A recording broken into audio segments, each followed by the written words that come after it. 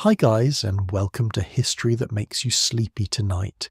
You arrive just a little too late. A thin layer of ash drifts slowly through the air, settling softly on your shoulders, light as snow but warmer than it should be. You brush it away without thinking, only to notice how quiet everything is. No footsteps, no distant voices, not even the sound of wind. Just a stillness that feels unnatural. You take a slow breath, and there's a faint, bitter taste in the air. It lingers longer than expected. You pause, because something here does not quite make sense, and the more you notice, the clearer it becomes. If you were truly standing here, you would not have time to understand it. You probably would not survive this. So, before you get comfortable, take a moment to like the video and subscribe, but only if you genuinely enjoy what I do here. And don't forget to share your location and local time in the comments. I always enjoy seeing where in the world you are listening from. Now, dim the lights. Flow straight into the story. You stand at the edge of a small settlement in early America, where winter has begun to fold itself over the world with slow, patient hands. The cabins sit low against the darkening land, their roofs carrying a thin white crust of snow, the chimneys breathing faint smoke into the cold air. The smoke smells of hardwood, damp bark, and something faintly sour from green logs that never had enough time to dry. It curls upward for only a little while before the grey sky presses it flat. Everything feels close, yet strangely far away. The nearest house is only a short walk ahead, but the silence makes it feel like a journey. The path beneath your feet is half mud, half frozen ruts, the kind of road that promises nothing and apologizes for even less.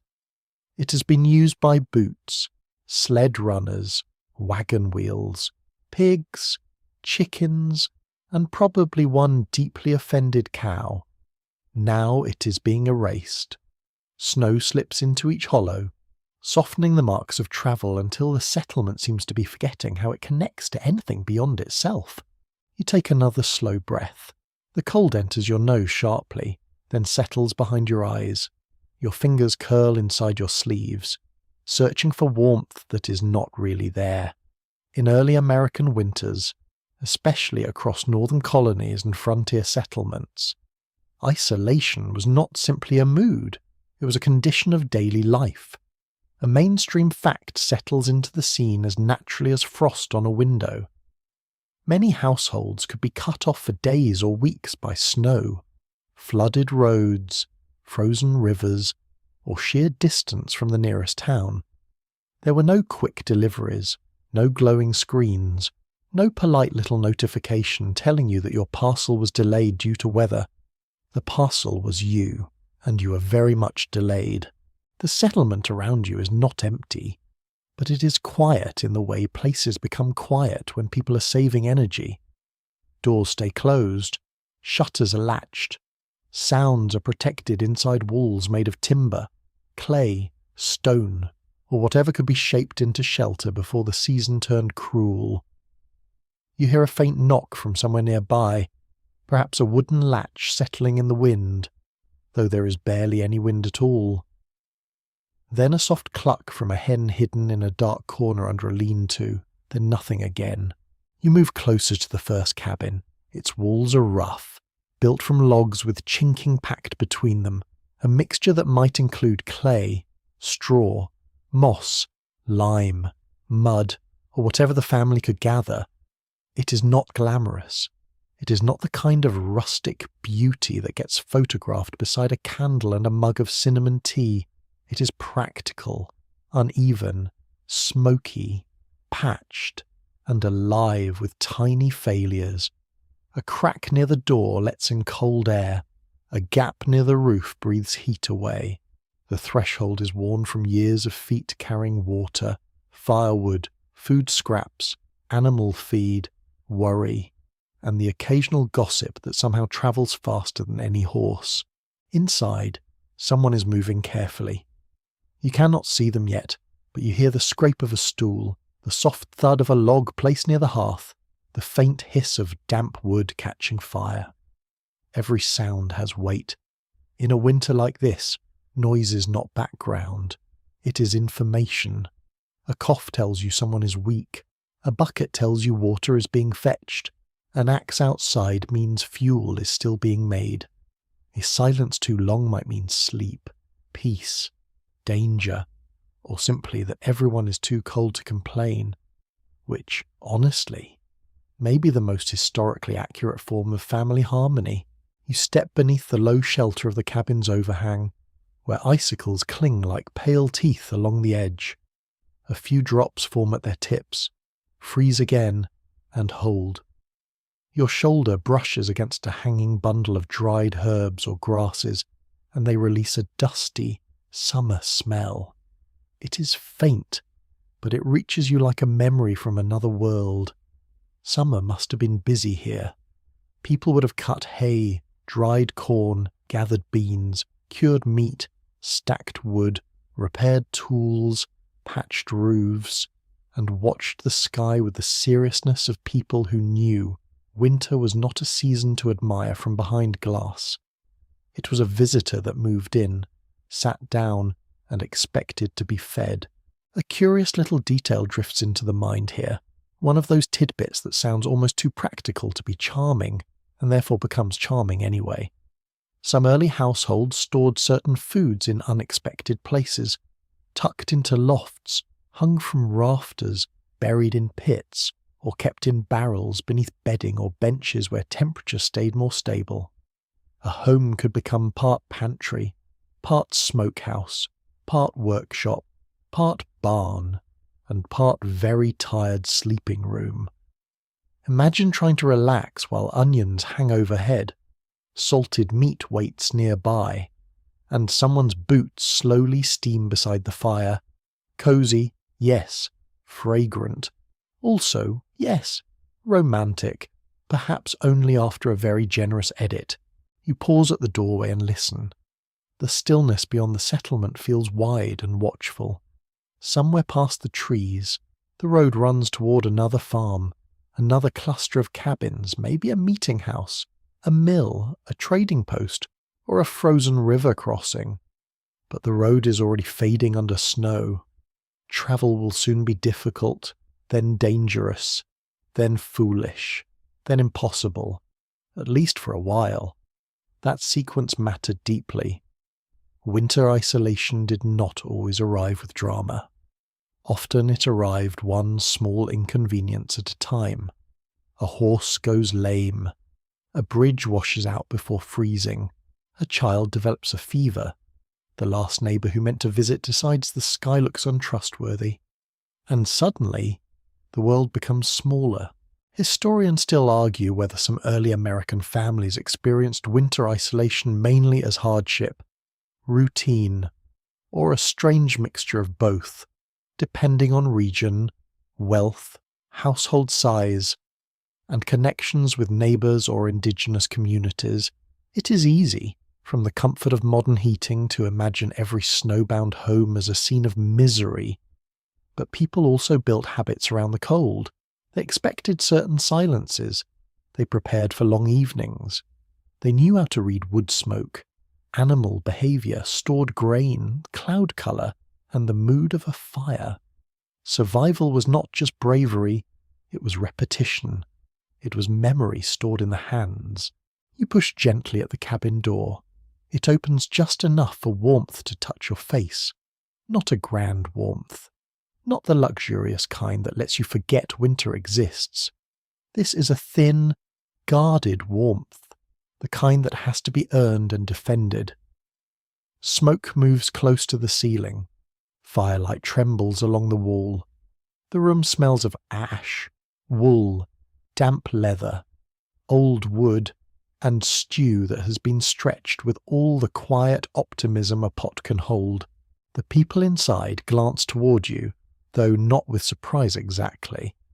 In this story, you're not an intruder so much as a presence the past allows for a while. You step in carefully, lowering your head beneath the lintel. A woman near the hearth nudges embers together with an iron tool. An older man sits with a blanket over his shoulders, repairing something small by touch more than sight. A child watches the door close behind you, serious as a tiny magistrate. Someone has placed split logs within reach of the fire, not too close, because sparks are rude and houses are flammable, which is one of those facts nobody needs to learn twice. You feel the room gather around you. The cold remains outside, but it is not gone. It presses at every seam. It waits in the floorboards. It leans against the shutters. Winter isolation in early America is not just about being far from people. It is about living with a boundary so thin that every task becomes a negotiation. Keep the fire alive. Keep food from spoiling. Keep water available. Keep animals breathing. Keep children occupied. Keep illness away if possible. Keep fear from becoming the loudest thing in the room. And as you stand there, ash still faint on your shoulders, you begin to understand the first truth of this winter. Survival begins before the storm. It begins in the chopped wood stacked outside, in the dried beans hidden away, in the patched mitten, in the neighbour remembered, in the path walked one more time before snow takes it. It begins in small acts that look ordinary until the world goes quiet. The fire shifts. A coal collapses inward with a soft sigh. Outside, snow thickens, covering the last visible line of the road. The last visible line of the road disappears so slowly that no one marks the exact moment it is gone. At first, it is only a whitening of the ruts, a soft powder filling the grooves left by wagon wheels and sled runners. Then the edges blur. The muddy centre turns pale. The footprints near the cabin door lose their depth. By the time you look again, the road is no longer a road. It is simply a slightly lower stretch of snow between dark trees, and even that is fading. You stand just inside the doorway, where the room's guarded warmth touches your back and the cold presses against your face. The family does not rush to the window, because this is not surprising. It is watched, yes, and respected, certainly, but not greeted with panic. Early American households, especially those beyond dense towns, understood that winter travel could vanish beneath weather in a matter of hours. A mainstream piece of history rests quietly here. Roads in many colonial and early frontier regions were rough, narrow, uneven, and poorly maintained by modern standards, often becoming nearly unusable during heavy snow, deep mud, spring thaw, or freezing rain. A road was not always a promise. Sometimes it was more of a suggestion made by previous feet. The man by the hearth sets down the small object he's been repairing and listens. He is not listening to the storm in a poetic way, although people later may describe it that way. Once they're warm and fed and safely dramatic, he is listening for practical things: wind direction, snow density against shutters, the difference between falling snow and sleet, whether tree branches are beginning to crack, whether the animals outside are restless. To survive isolation, you first have to know when isolation is arriving. You step closer to the window. It is not a wide pane of clear glass, because such luxury is not always available, and even when glass exists, it may be small, wavy, expensive, or patched. The view is broken by frost and dim light. Beyond it, the yard is turning smooth. A chopping block becomes a white mound. A fence rail becomes a thin, dark line. The path to the well is still visible, because someone used it recently, but it is already softening at the edges. You imagine walking it in the morning with a bucket in one hand and your shoulders hunched against a wind that seems personally invested in your discomfort. The thought is educational, but not encouraging. A woman crosses the room and checks a latch. Her movements are steady. There is no wasted gesture.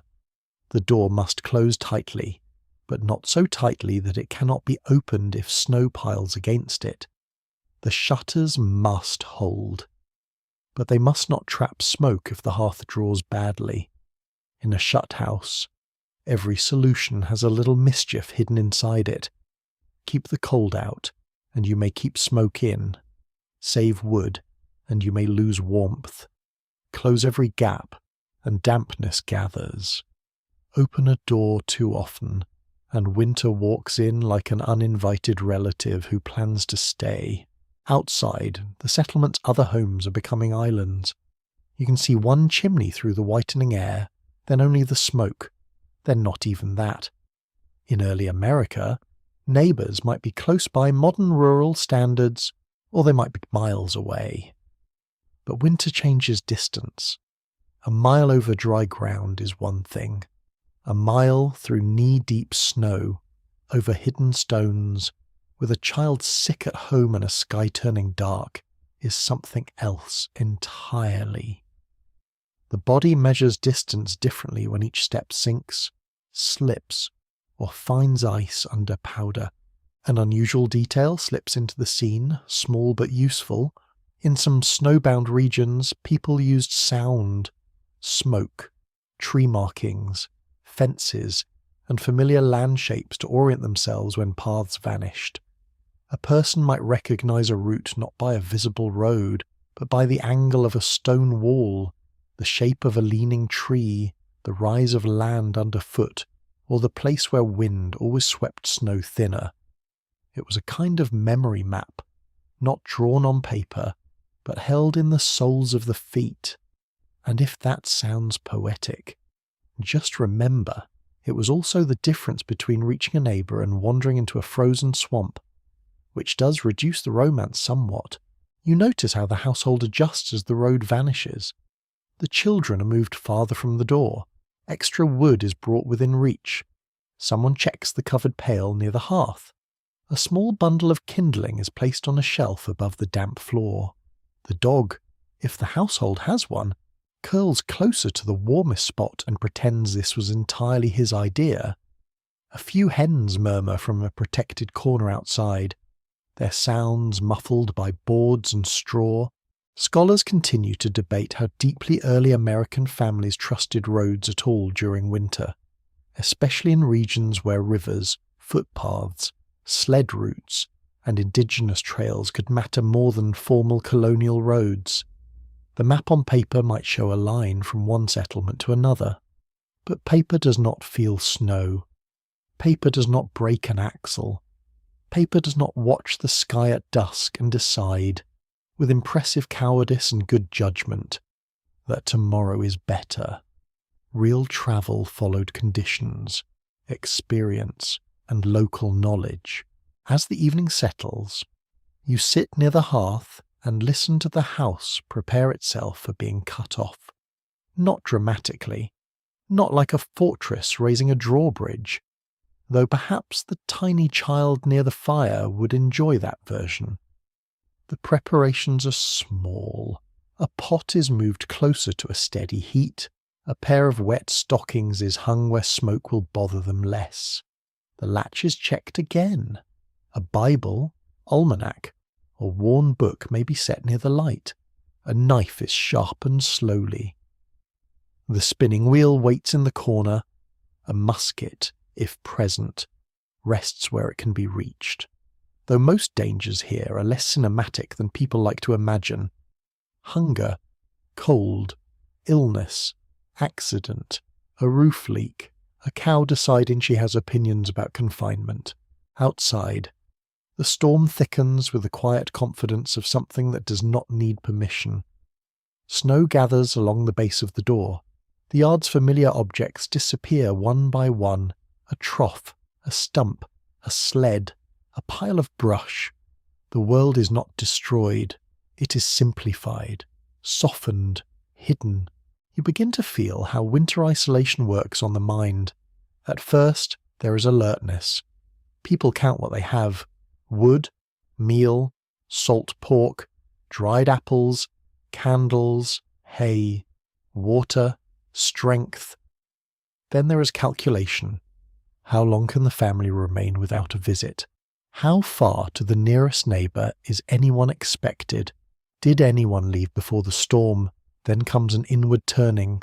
The house becomes the centre of everything, not because the outside world has ceased to exist, but because access to it has been postponed by weather. The older man glances toward the door again. He may be thinking of the road beneath the snow, the way it bends past the stand of dark pines, dips near the creek, and climbs toward another farm. He knows it is still there. Of course it is still there. But in winter, knowledge is not the same as access. You may know exactly where a road lies and still be unable to use it. You may know where help lives and still be unable to reach it. That is the strange tension of isolation.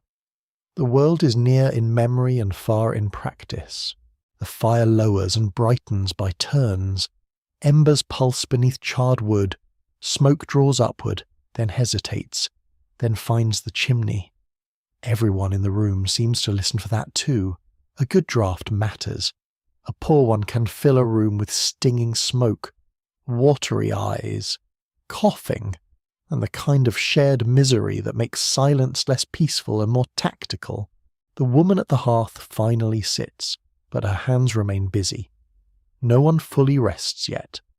The road has vanished, and with it a little piece of certainty. Tomorrow, if the snow stops, someone may try to break a path to the well, then to the animals, then perhaps to the nearest fence line. Beyond that, maybe not. The farther world can wait. It has to wait. You look once more through the frosted window. The settlement is still there, but muted into shapes and shadows.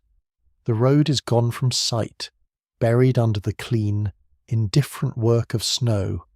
You feel the boundary tighten around the house, around the people, around the fire. Inside, breath clouds faintly near the coldest wall.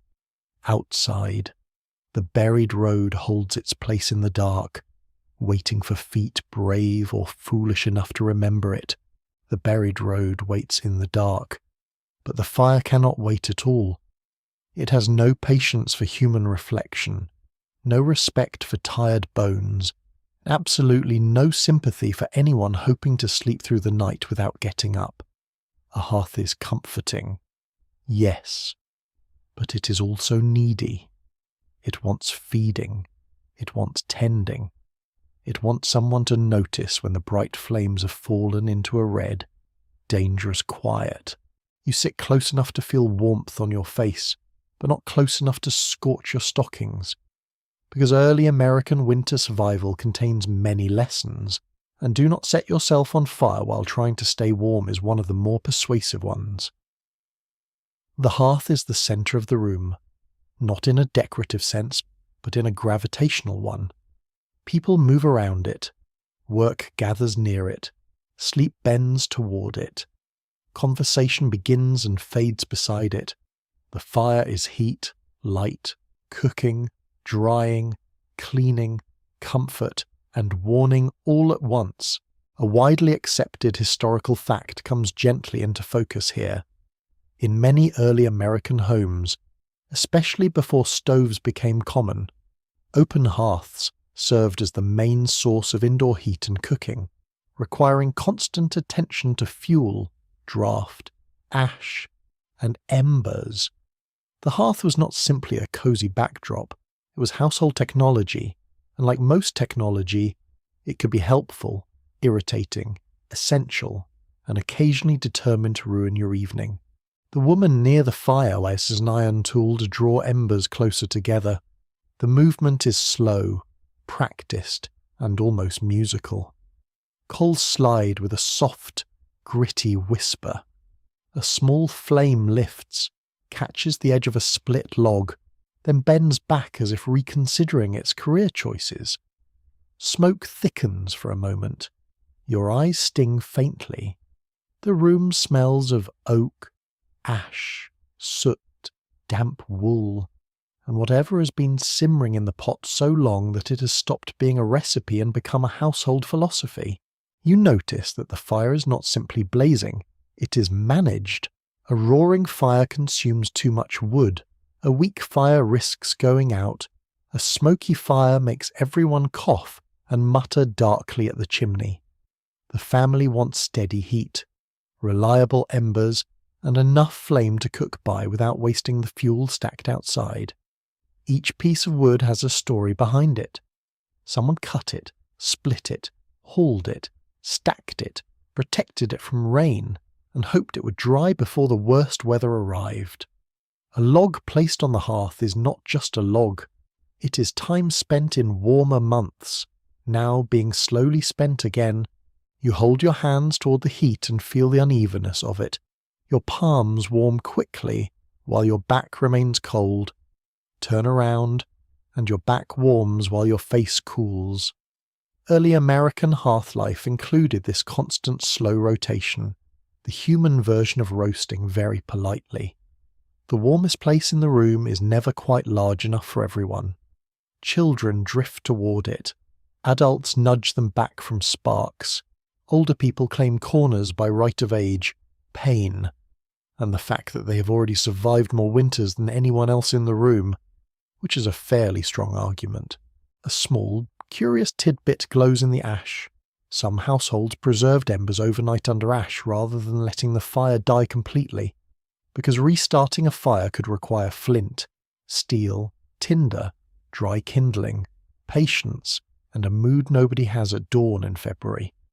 Banked coals could last for hours if covered carefully.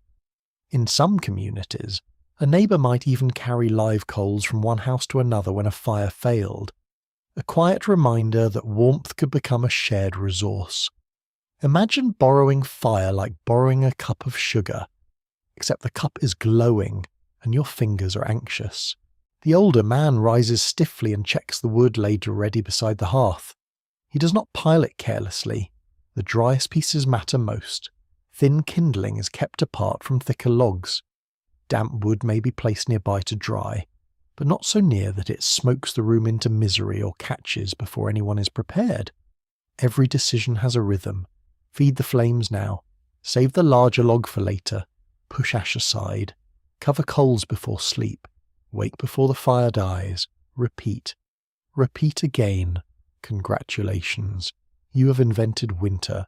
Researchers still debate whether the open hearth made early American homes feel more socially intimate or more physically uncomfortable, because both can be true in the same smoky room.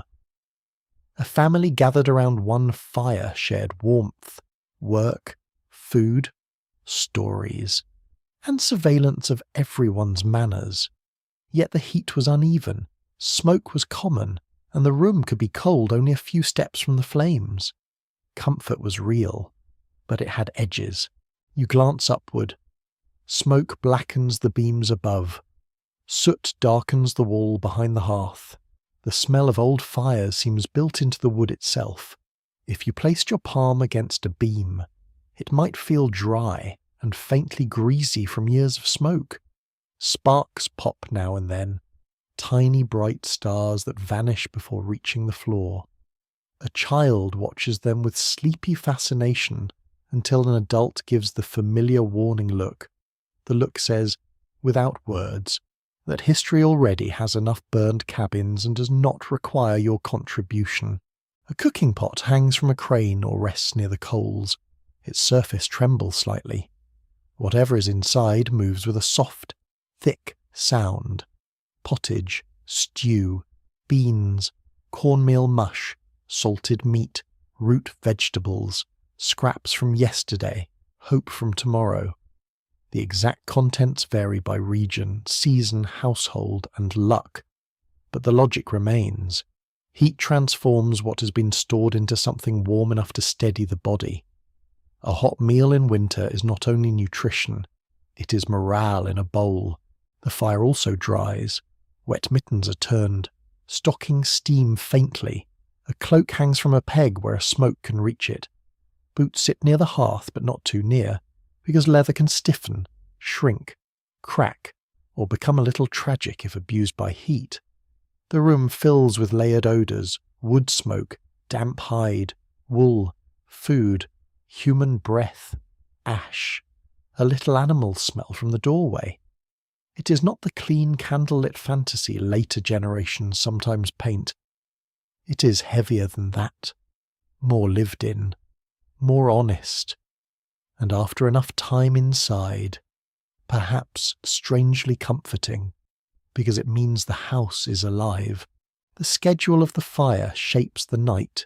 Before sleep, embers must be banked, ash must be arranged, the pot may be moved, children must be settled away from sparks, the door must be checked.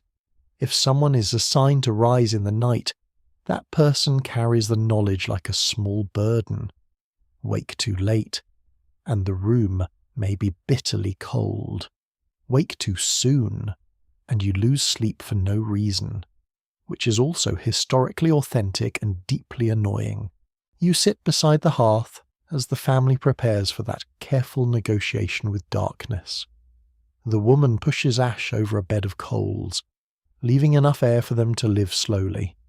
The older man adds one dense log, angled so it will catch gradually. The child yawns, then denies being tired with the ancient pride of children everywhere. Someone murmurs that the storm is still falling. Someone else says nothing, because the fire needs listening more than commentary. Beyond the walls, the road is hidden and the night is widening. Inside, time narrows to the glow under ash. You begin to feel that winter survival is not built from heroic acts, at least not most of the time. It is built from small continuities, the coal that lasts until morning, the log saved for the coldest hour, the hand that wakes and reaches for the iron tool, the steady refusal to let warmth disappear. The flames sink lower, the room softens, shadows climb the wall and then settle. The hearth breathes with a dull red heart, watched by tired eyes, trusted only because someone will tend it again. The hearth breathes with its dull red heart while the rest of the house settles around it. But warmth alone cannot carry a family through winter. Fire may keep the room alive, yet the body still asks its ordinary questions. What is there to eat? How much remains? Who gets the thickest portion? Who pretends not to notice that the stew has become mostly water and optimism? You follow the woman away from the hearth toward the colder side of the room, where the floor seems to hold the memory of frozen earth beneath it. Each board gives a small complaint underfoot. Near the wall, a trapdoor or storage hatch waits under a woven mat, a dark rectangle almost invisible in the low light. She lifts it carefully, and a breath of colder air rises from below. It smells of earth, wood, old apples, dried roots, salt, and the faint sourness of stored things trying very politely not to spoil. Food storage in early America was not a charming seasonal hobby. It was survival stretched across months. One solid historical reality sits plainly here. Before modern refrigeration, many households relied on drying, salting, smoking, pickling, fermenting, cellar storage, and careful rationing to preserve food through winter. The work began long before snow fell. Autumn was not only golden leaves and poetic regret. It was chopping, boiling, packing, hanging, sealing, scraping, and probably arguing about whether enough had been put away. You crouch near the opening and look down. The cellar is shallow, dark and uneven. It may be lined with stone, packed earth, or rough boards, depending on the household and region. Barrels sit low against the wall. Sacks are raised off the dampest ground. A basket of apples rests under straw, each fruit checked now and then because one rotten apple really can spoil the company, which is rude but historically useful as a warning. Root vegetables lie in sand or earth, kept cool and dark. Turnips, carrots, parsnips, onions, and potatoes, when available in that particular place and period, wait like quiet little promises. A barrel is opened. The smell of brine rises first, sharp enough to wake the nose. Salted meat, salted fish, pickled vegetables, or preserved beans might rest inside, depending on what the household raised. bought, hunted, traded, or managed not to lose. The woman does not reach casually. Her hand pauses as if measuring the future. Every handful removed tonight is one less handful for a storm still to come.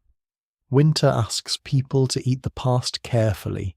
You imagine the work behind these stores: apples sliced and dried near smoke or sun, corn shelled and ground, beans spread and cured, pumpkins cut into rings and hung to dry, meat salted in barrels or smoked over slow fires, cabbage packed into crocks, grain guarded against mice, damp, insects, and every small disaster that seems to believe it has been personally invited.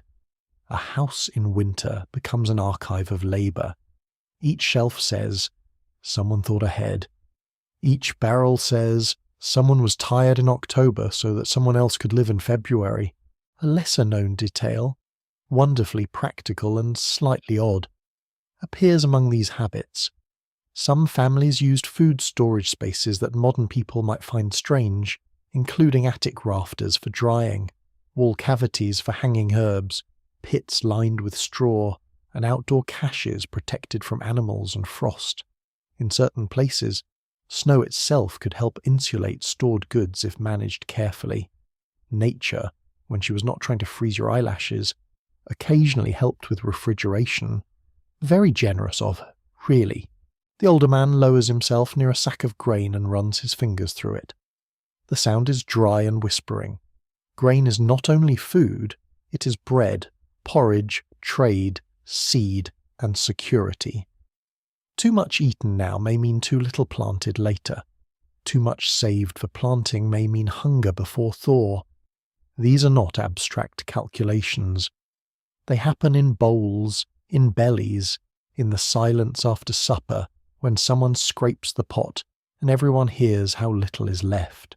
Current academic discussion has not fully settled how often early American households face severe winter hunger compared with chronic low-level scarcity, because experiences varied sharply by region, class, harvest quality, access to markets, family size, and relations with neighbours.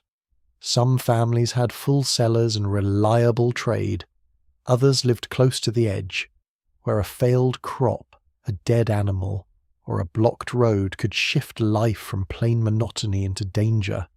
The past refuses to be one simple story, very inconsiderate, but very true. You stand and follow the woman to the loft ladder, above, in the dimness.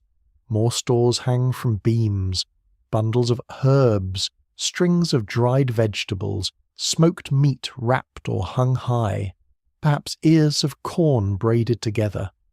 The air is colder there, and drier if the roof behaves itself. A mouse rustles somewhere, then stops, probably feeling judged. The child below looks up sharply, because even the smallest sound matters when food is limited. A mouse is not cute in a winter pantry. It is a tiny thief with whiskers and no respect for planning. Food preservation shapes the smell of the whole house. Smoke clings to meat and rafters. Dried herbs release bitter green notes when brushed. Barrels breathe salt. Fermented foods add a living sourness. Grain smells dusty and warm when held in the hand. Dried apples give off a sweetness so faint that it feels like remembering sunlight. These scents do not sit separately. They mingle with wool, ash, leather, breath, and damp wood until the home smells like the inside of winter itself.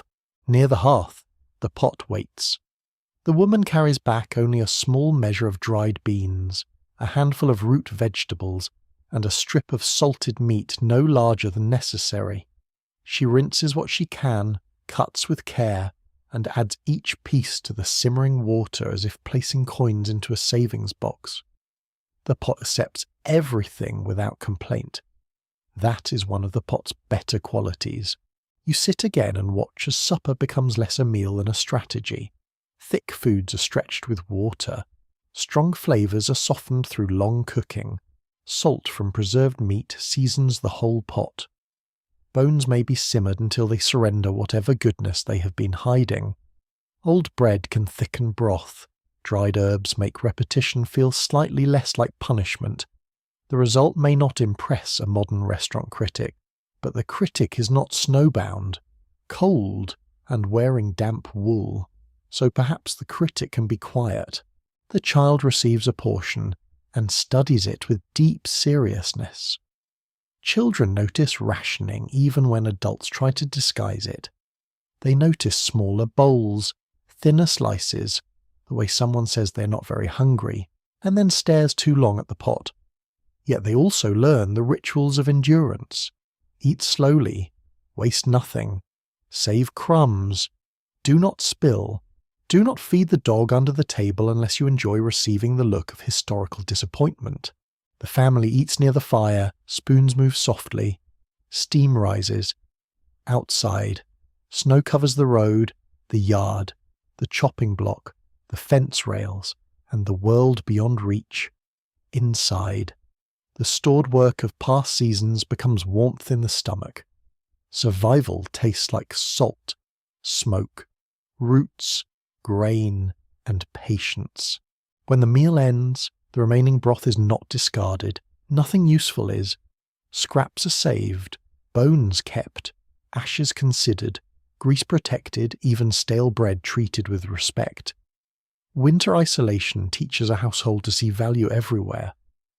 What looks like almost nothing may become tomorrow's flavour: fuel, feed, medicine, or repair.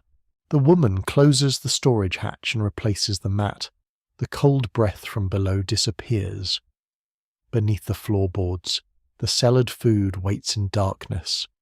Above, the family listens to the wind begin at last, brushing snow against the wall with a soft, steady sound. The road is gone. The night is long, but under the floor and over the beams, the house holds its quiet reserves. Above the quiet reserves and beneath the dark rafters, the house seems to draw itself inward. The walls do not move, of course, but you feel the living space shrink all the same. The far corners fade into cold shadow. The loft becomes a storage breath above your head. The entryway feels less like part of the home and more like a narrow trap where winter waits for careless feet. Every useful activity begins to gather near the hearth, as if the fire has become the room's small sun, and everyone else is simply orbiting it with bowls, tools, blankets, and tired expressions.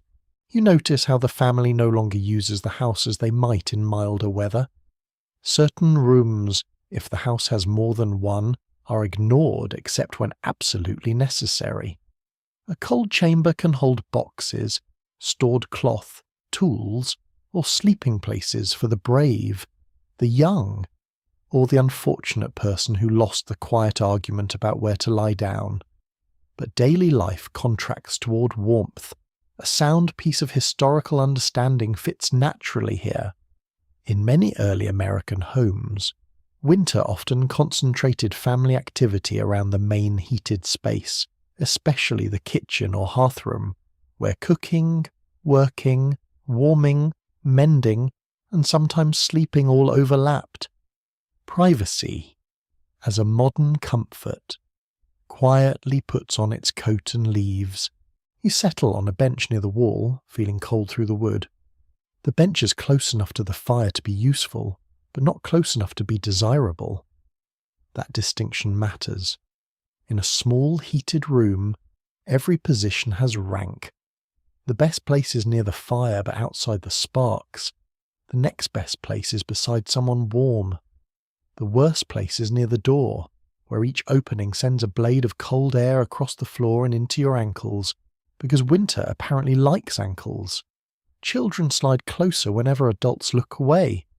Adults pretend not to notice for a moment, then correct them anyway, because if one child gets too close, soon everyone is arranged like laundry around the flames. The house itself makes small noises. Boards pop softly as they contract in the cold. A shutter trembles. A leather hinge creaks when someone moves near the door. The roof holds snow, and you can almost feel its weight pressing down. Inside, The fire throws an amber glow over everything, but beyond that glow the room is blue with cold. The contrast is so strong that objects change identity depending on where they sit. A spinning wheel near the hearth seems domestic and calm.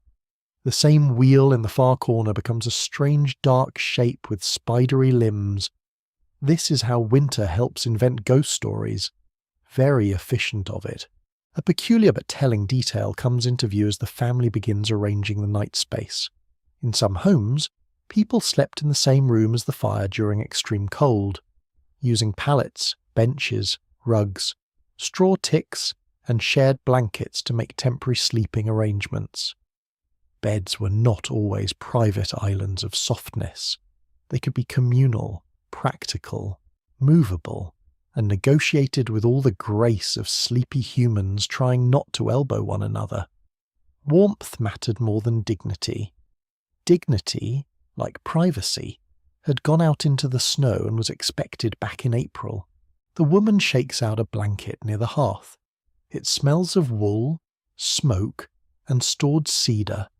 A child carries a small bundle of bedding, dragging one edge until it gathers ash, and receives a gentle correction before disaster becomes tradition. The older man shifts his chair closer to the wall, leaving space for a pallet on the floor. A wooden chest is moved with a low scrape. The room is being rearranged for the night, not by design, but by temperature. Heat decides the architecture. You feel the air in layers. Near the floor, it is cold enough to creep through stockings. Around your knees, a little warmer. Around your face, smoke and heat mingle. Up near the beams, warmth collects, but does no one much good unless they plan to sleep suspended like a ham. The fire gives, but unevenly. People respond with posture.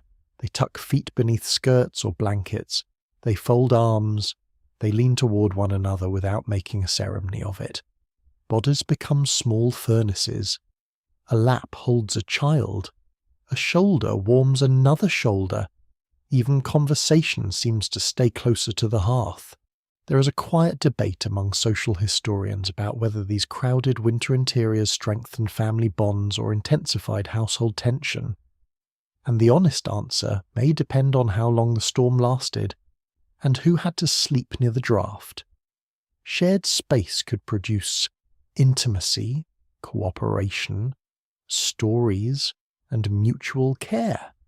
It could also produce irritation, sleeplessness, smells, quarrels, and the unforgettable sound of someone chewing too loudly in a room where there is nowhere to escape. Human togetherness is beautiful. Human togetherness for 6 snowbound weeks is also an advanced spiritual trial. Still, the household has rhythms for this closeness. Tools are put where no one will step on them in the dark. Firewood is stacked within reach. The pot is set aside. A stool becomes a bedside table. A chest becomes a seat. A cloak becomes a blanket. A blanket becomes a wall for one corner of sleep. Nothing has one use only. Winter isolation teaches objects to become flexible, and people too. You watch the child trace a finger through a little ash on the floor, making a line that lasts only until someone's foot smudges it. The child is not bored exactly. Boredom here has work to do. There are small chores, small lessons, small warnings. Do not open the door unless asked. Do not waste candle. Do not step on the sleeping cat. Do not poke the fire with that stick unless your secret plan is to frighten everyone. The child sighs and leans against an older sibling or parent. The room settles again. The smell thickens as more bodies stay close. Breath, wool, smoke, stew, leather, damp wood, and ash fold together. It is not unpleasant after a while, only dense. The air feels used, but also inhabited. You sense how a winter house becomes less like a structure and more like a shared body, keeping warmth at its core and letting the edges go cold. Outside, the wind brushes snow along the wall. It finds tiny openings and hums through them. Someone has pushed cloth into one gap, moss or tow into another. A rug hangs over part of the wall to slow drafts. These are modest defences, but they matter. A room becomes warmer by degrees, and degrees become comfort, and comfort becomes sleep. The older man begins telling a low story, not loudly enough to stir the room awake, but enough to guide minds away from the storm. It may be about a winter long past, a neighbour who got lost and found his own barn only by hearing a cow, a fox that stole from a henhouse, a minister whose horse refused to cross a frozen creek, possibly with better judgment than the minister. The family listens, half amused, half drifting. Stories are another way a house shrinks inward. They make the walls feel less close by filling them with remembered distances. You look toward the door, beyond it. The vanished road lies under snow, unreachable for now, but inside, the house has made a smaller world. Not comfortable in any easy sense, not safe beyond question, yet organised, warm enough near the centre, fed enough for tonight, closed against the dark. The family has surrendered unnecessary space and claimed the little that can be defended. The fire lowers, bedding rustles. Someone coughs once, then settles. The child's eyes close and open, resisting sleep with admirable futility. The room is crowded, smoky, imperfect, and alive. Winter presses at the edges, but the centre holds, glowing softly around the hearth. The centre holds around the hearth, but warmth does not stay with you unless you help it. Fire reaches only so far. Walls can slow the cold, but they cannot stop it entirely. Food fills the stomach, but a full stomach inside thin clothing is still a cold little tragedy waiting to complain. So the next lesson of winter isolation settles over your shoulders quite literally. Clothing becomes shelter you can carry. You sit near the fire while the household prepares for another day inside and outside the cabin. The air before dawn is especially sharp. It finds the wrist, the neck, the gap between sleeve and mitten, the tender place behind the ear, all the small territories modern heating has made us forget. You draw your arms closer, feeling how your own body tries to conserve itself. People in early America did not simply dress for style, though style still mattered, because humans remain humans even when freezing. They dressed in layers, patched and reused garments, relied heavily on wool, linen, leather, fur, and homespun cloth, and adjusted clothing to labour, weather, and status. That practical truth surrounds you in the room. A woman lifts a woolen shawl from a peg and shakes it once before wrapping it around her shoulders. The fibres catch the firelight, rough and slightly uneven.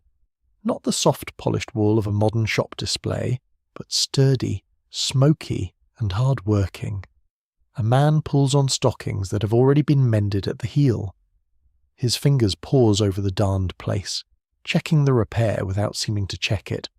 A child stands with arms out as an older sibling ties or pins extra cloth around the waist, creating another layer against drafts. No one calls this fashion, but if survival had a wardrobe, this is it. You notice the order of dressing. Linen closest to the skin if available, because it can be washed more easily than wool. Wool above it, because wool holds warmth even when damp better than many other common fabrics. Perhaps a waistcoat, gown, coat, cloak, cap, mittens, stockings, shoes, then overshoes or wrappings when needed. Every layer traps a little air. Every tucked edge matters. A loose collar may be the difference between tolerable cold and a day spent muttering at your own neck. A quirky bit of domestic history slips in with the smoke. Some people used heated bricks, warm stones, bed warmers, foot warmers, and even warmed clothing near the hearth before putting it on. The idea is simple and lovely. Make the garment remember fire before it meets skin. Of course. Do not warm it too enthusiastically unless you want your morning to begin with sparks, shouting, and the unforgettable smell of scorched wool. Early Americans were resourceful, not magically immune to bad decisions.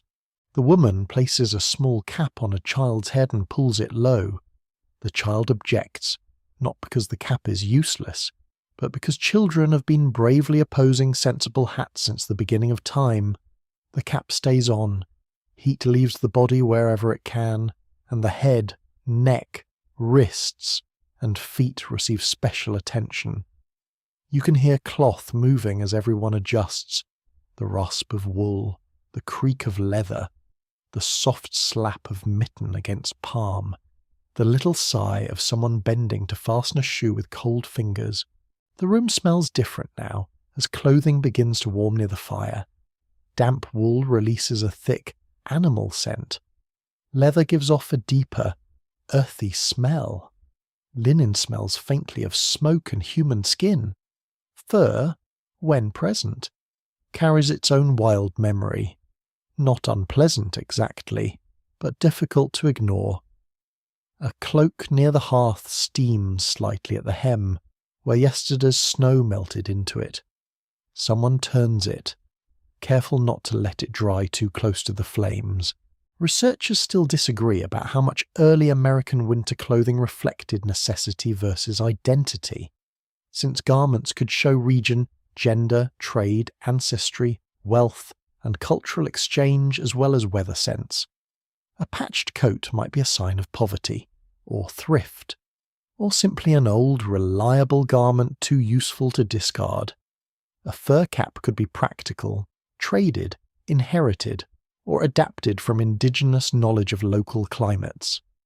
Clothing was social language, but in winter it was also engineering. So you run your thumb over a scrap of homespun cloth. It is coarse under your skin. You can see tiny irregularities in the thread, small evidence of hands at work. Before a garment warmed a body, someone had to produce the cloth or acquire it. Sheep had to be shorn, flax had to be grown, retted, broken, scutched, hackled, spun, and woven.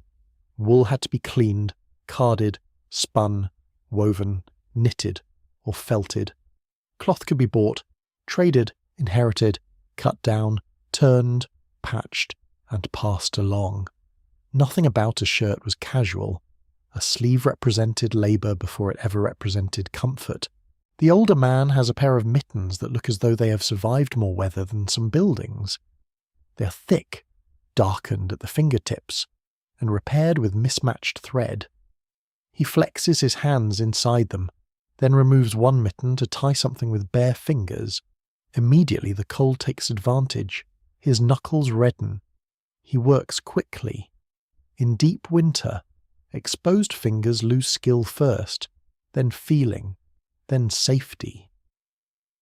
You understand why so many tasks are planned around the limits of hands. Carry wood with mittens, tie knots quickly, keep dry cloth ready. Do not let wet sleeves freeze stiff. Do not pretend bravery can replace circulation. It cannot. Bravery is a poor mitten. Near the door, outer garments hang in a row, each with a particular owner and purpose. A heavy cloak for going to the barn, a patched coat for chopping wood, a shawl for indoor work, a spare wrap for a child sent only as far as the woodpile. Shoes are inspected. In some poorer households, footwear could be a serious concern. Good shoes were valuable, and winter punished bad ones. Straw, cloth, extra stockings, leather scraps, or wooden clogs might be used to protect feet in different places and periods. Dry feet are not glamorous, but neither is frostbite, and glamour is again asked to wait outside. You step near the threshold and feel cold pooling there. The person who must go out pauses before opening the door. This pause is not fear, it is calculation. Are the mittens on? Is the cap tied? Is the cloak fastened? Is the path to the animals visible? Is the task worth the heat lost when the door opens? Then the latch lifts. A blade of cold enters the room. Everyone feels it. The fire flickers sideways. The child complains softly. Snowlight brightens the doorway, pale and harsh. The man steps out, shoulders hunched, carrying an empty bucket and a wooden fork or small bundle of feed. The door closes quickly behind him, and the room exhales back into its smoky warmth. For a moment, you imagine the cold outside meeting his layers. It tests each seam. It slides under the coat hem. It presses against the knees. It stiffens the wet places first. Clothing does not defeat winter. It delays it. That delay is life. Wool gives the body time. Mittens give fingers time. A cap gives the mind time to remain patient instead of panicked. Inside, the others continue dressing and adjusting. A girl pulls thread through a torn cuff. The needle flashes once in firelight. A woman patches the elbow of a sleeve with calm concentration. Clothing repair is not an occasional project here. It is part of survival maintenance, like banking coals or checking stores. A tear is a draft. A missing button is a weakness. A loose seam is an invitation to cold. You sit with your own blanket drawn close and feel how the house, the fire, the food, and the clothing all work together. None is enough alone. A warm room helps dry clothes. Good clothes help someone fetch wood. Wood keeps the fire alive. Fire cooks food. Food keeps the body making heat. The chain is simple, and every link matters. The door opens again. The man returns with snow on his shoulders and breath clouding around his face. His cheeks are red, his eyelashes wet, his mittens dusted white. He stamps once, not too hard, because floors have feelings too, or at least dirt to shake loose. The cold follows him in, then thins as the door shuts. He moves toward the hearth, and the room receives him. His cloak begins to steam. The bucket lands with a wooden thud. Someone asks about the animals. He answers softly. All is well enough for now. That phrase, well enough, belongs deeply to winter. Not perfect, not easy, not comfortable, but well enough. You watch the steam rise from wool and vanish into smoke. Outside, the road remains buried. Inside, hands mend what cold would undo, and layer by layer, the body keeps its small, fragile weather. The body keeps its small, fragile weather, and beyond the door, the animals keep theirs. Their breath rises in pale clouds. Their hides hold snow, warmth, fear, hunger, and value all at once. In winter isolation, a household does not survive alone, even when no neighbour can reach it. It survives with cattle, pigs, sheep, goats, chickens, horses, oxen, dogs, cats, and whatever other creatures stand close enough to the home to make noise, need food, and occasionally ruin everyone's plans. You follow the man back outside after he's warmed just long enough to make leaving again feel unfair. The door opens, and the cold slips in eagerly. Then you step into it. Snow crunches beneath your feet with a dry, packed sound. The sky is not fully light yet, only a dim grey lid pressed over the settlement. The cabin behind you glows faintly at the edges of its shuttered window, and the smoke from the chimney drifts low before dissolving into the air. The path to the animals has already been broken once this morning, but fresh snow softens it again. Each step lands in the old depression and sinks a little deeper. The man carries feed close to his body, shielding it from blowing snow. The barn or shed ahead is not far, but distance is never only distance in winter. It is effort. It is risk. It is heat leaving the body one breath at a time. A reliable fact from early American rural life becomes plain as you approach the animal shelter. Livestock was central to many households, providing labour, milk, meat, wool, eggs, hides, manure, transport, and trade value. So winter survival often depended on keeping animals alive as much as keeping people fed. A cow was not just a cow. She could be milk, calves, fertilizer, wealth, and bargaining power, all wrapped in a large warm animal that might decide to step on your foot. The shelter smells stronger as you near it. Straw, manure, damp wood, animal breath, old hay, leather harness, feathers, and warm bodies create a thick, earthy cloud. It is not delicate, but after the sharp, blank smell of snow, it feels almost alive in a comforting way. The animals shift as they hear you. A cow lows softly, a horse stamps. Chickens murmur from a raised perch, deeply unimpressed by the entire season. A pig grunts from somewhere low and shadowed, sounding as though it has strong legal objections. You enter through a low door, pushing against snow gathered at the threshold. Inside, the air is warmer than outside. Not warm, but warmer. That difference matters. Animal bodies heat enclosed spaces. Straw holds warmth. Packed earth underfoot feels cold, yet less brutal than frozen ground. The man pauses and listens, just as he listened to the fire. A sick animal sounds different. A hungry animal sounds different. Silence can be good or bad, depending on who is supposed to be making noise. The animals are near the house for good reason. In deep winter, long walks to distant pastures are dangerous and wasteful. Hay must be brought to them, ice broken for water, bedding refreshed, manure managed, and weak animals watched. A household might have spent the autumn cutting and stacking hay with enormous seriousness. Because hay is stored summer, it is green weather saved for a white season. Every forkful handed out in January is a piece of July being eaten in the dark. A curious detail rises from the straw. In some cold regions, families brought vulnerable animals, especially young lambs, chicks, or weak calves close to living spaces, and occasionally into entry areas or even parts of the house during extreme weather. This was not because everyone secretly wanted a rustic petting zoo besides supper. It was because a dead animal meant lost food, labour, or future income.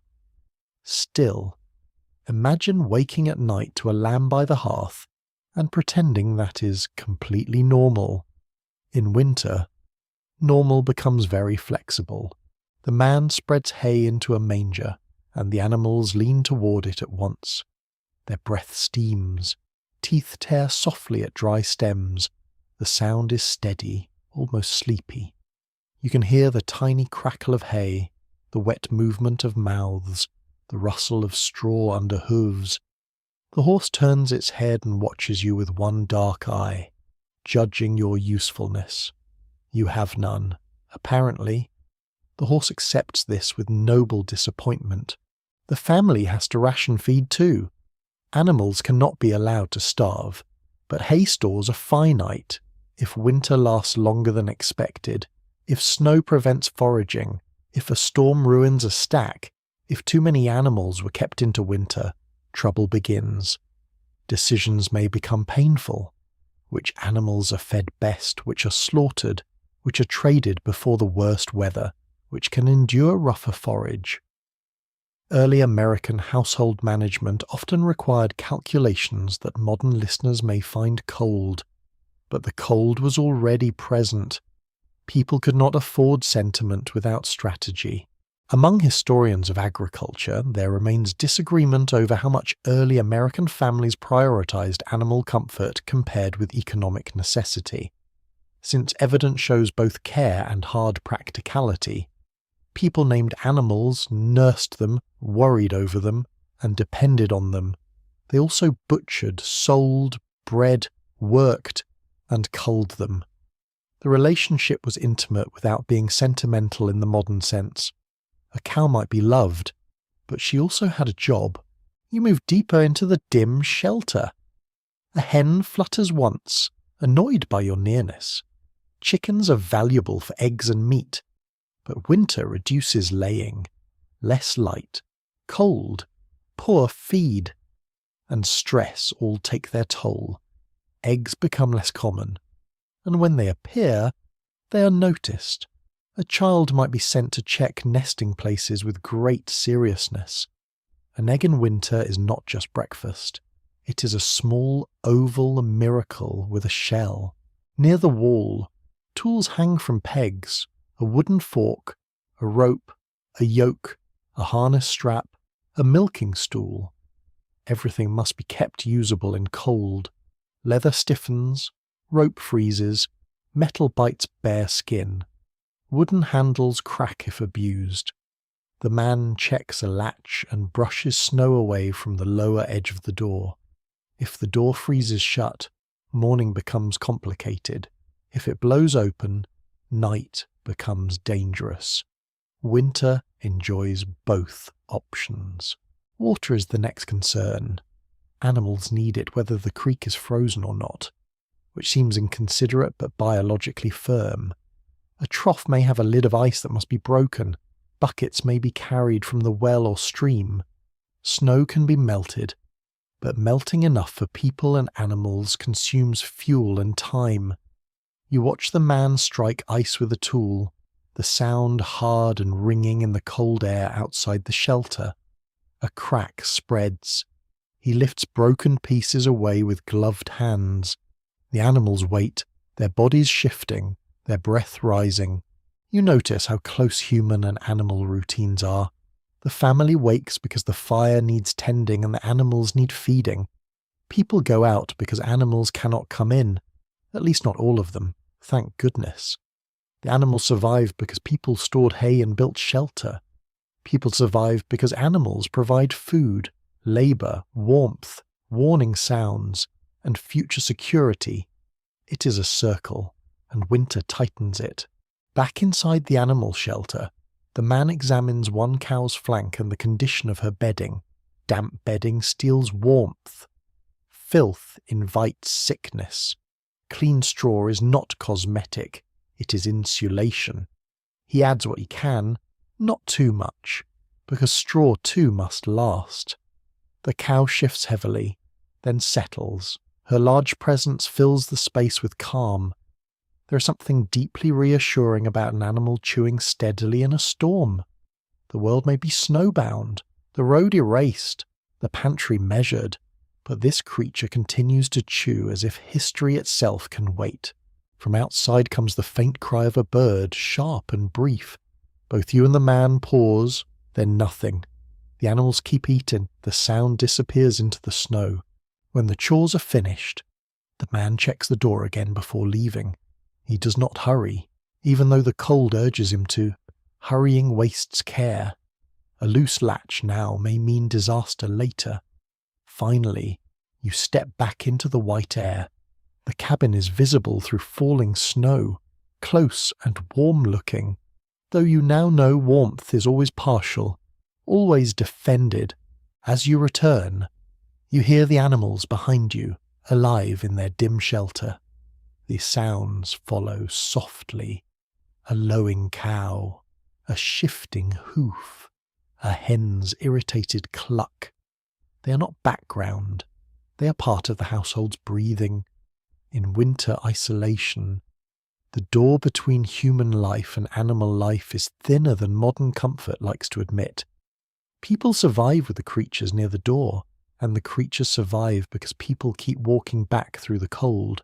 People keep walking back through the cold, and the cold follows them in small invisible pieces. It clings to sleeves, it hardens on boot leather, it hides in the bucket handle and waits for bare fingers. Most of all, it lives in the water. You stand just inside the cabin door as the man returns from the animal shelter, carrying an empty bucket now, though it will not stay empty for long. The hearth gives its smoky red comfort behind you, but every person in the room knows the next task. Water has to be found, broken loose, carried, thawed, guarded, and used carefully. It sounds simple only if water has always arrived for you by turning a handle. In this house, water has weight. Water has distance. Water has weather. The woman glances toward the covered pail near the hearth. It is low, not empty, but low enough to matter. Someone will need to go out. The child notices the glance and suddenly becomes very interested in tying a piece of string around nothing important. This is a classic survival instinct. Unfortunately, adults have also survived childhood and are not fooled. A plain but important historical point settles into the room. In many early American households, daily water had to be drawn from wells, carried from streams, gathered from springs, or melted from snow and ice, and winter made each method slower, colder, and more dangerous. A bucket of water represented steps taken through snow, ice broken with numb hands, and strength spent before the day had properly begun. The modern kitchen tap is very smug and has no idea how easy it has things. You follow the woman outside this time. She wraps herself carefully, sets a scarf around her neck, pulls on mittens, and lifts 2 wooden buckets. The door opens. The cold catches your breath. The sky has brightened, but not warmly. The world is pale grey, with snow lying over the yard in soft, uneven heaps. The path to the well is half filled again. Each footstep makes a compacted crunch, then a faint squeak where the snow is colder and drier. The well stands a short distance from the cabin, roofed or boxed depending on the household's means and local building habits. Snow has gathered along one side. The rope is stiff. The wooden parts are rimmed with frost. You hear a faint creak as the woman sets down one bucket and reaches for the handle. The sound seems too loud in the morning stillness. A lesser-known winter habit appears here, practical and not especially glamorous. Some families kept a small amount of water near the hearth overnight to prevent it from freezing solid, though that water also had to be protected from ash, smoke, children, pets, and everyone's general talent for knocking things over. In colder spaces, a pail could freeze at the surface, leaving a lid of ice that had to be cracked before anyone could even begin. Nothing says good morning like attacking your own drinking water. The woman lowers the bucket. The rope scrapes against damp wood. For a moment there is only the hollow sound of descent, then a distant splash from below. She draws it up slowly, leaning back with practiced effort. The bucket emerges dark and shining. Steam does not rise from it, of course. The water looks black with cold. It sloshes once, and a little spills onto the well curb, freezing almost immediately into a dangerous glaze. She clicks her tongue softly, annoyed but not surprised. Winter turns every accident into architecture. You take one of the filled buckets. It pulls your arm downward at once. The handle bites through your mitten. Water is heavy in a way that becomes personal after only a few steps. You walk carefully, because spilling it would waste the work and make the path slicker. Each step back to the cabin demands balance. The bucket swings. Your boots sink. Your shoulder tightens. The distance that looks small from the doorway becomes longer with every careful footfall. Specialists continue to examine how water access shaped winter settlement patterns, since a reliable spring, stream, or sheltered riverbank could determine whether a home was merely inconvenient or truly vulnerable during isolation. A beautiful cabin site meant little if the nearest water froze, flooded, dried, or lay too far downhill. People selected homes with water in mind, but winter often revealed whether the choice had been wise or merely hopeful. Hope is lovely. Hope does not haul buckets. Back inside, the warmth feels stronger because you have earned it. The bucket is placed near the hearth, but not too close. Wooden buckets can dry, crack, or warp. Water can become smoky if left uncovered. Children can trip over anything with the confidence of professionals. The woman covers the pail and pours a smaller amount into the cooking pot. Some will be used for food, some for drinking, some for washing hands or tools, some for animals if needed. Each use competes with the next. You watch snow being scooped into a pot as well. Snow seems abundant, which is the cruel joke of winter. There is water everywhere, but not immediately useful water. Snow melts down to far less liquid than one expects, and melting it requires fuel, time, and a container. The pot fills with white flakes, then collapses into a disappointing puddle. More snow is added. It shrinks again. More is added. The child watches this with the solemn amazement of someone seeing nature cheat in public. Melting snow can help, but it does not solve everything. Fuel must be spent to warm it. The snow may be dirty, especially near paths, roofs, animals, or smoke. Ice from a clean source may be better, but ice has to be cut, broken, carried, and melted too. In a hard winter, even water becomes part of the fuel calculation. How much wood should be used to make water? How much water is needed to cook food that saves strength? How much can be spared for washing when smoke, illness, animals, and crowded rooms all press close? The sounds of water begin to thread through the house. A dipper touching the pail, a pot lid settling, ice cracking from a bucket rim, liquid poured into a wooden bowl. These sounds are small, but they calm the room. Water makes the next tasks possible. Beans can soften, cloth can be dampened, a face can be wiped, a cough can be eased with warm drink, ash can be mixed for cleaning, dough can be made if flour or meal is available. You notice how carefully people drink. Not fearfully, but with awareness. A child gulps and is told to slow down. The older man takes only what he needs. The woman fills a small vessel and sets it aside for later. In isolation, waste is not a sin in the abstract. It is future inconvenience with teeth. Outside, the well waits under its crust of frost. The stream, if there is one nearby, may be frozen at the edges and dangerous at the centre. A person could break through thin ice, soak a boot, fall, lose a bucket, or return with clothing stiffening in the cold. Even a simple errand carries risk. That is one of winter's quiet powers. It makes ordinary tasks consequential. Near the hearth, the pot of melted snow begins to tremble. A few bubbles rise. Steam clouds the air, softening the smell of smoke for a moment. The child holds cold hands near the vapour, then pulls them back when it grows too hot. Someone laughs softly, not at the child, but at the eternal human mistake of wanting warmth and forgetting that warmth can bite. You sit again, feeling the ache in your arm from carrying the bucket. It is a small ache, yet it teaches more than a paragraph could. Survival here is not one dramatic choice. It is labour repeated until the body remembers it. Break ice, draw water, carry water, melt snow, save fuel, cover the pail. Do it again before night. Do it again tomorrow if the weather allows. The fire snaps. Steam lifts. The covered bucket stands near the hearth like a modest treasure.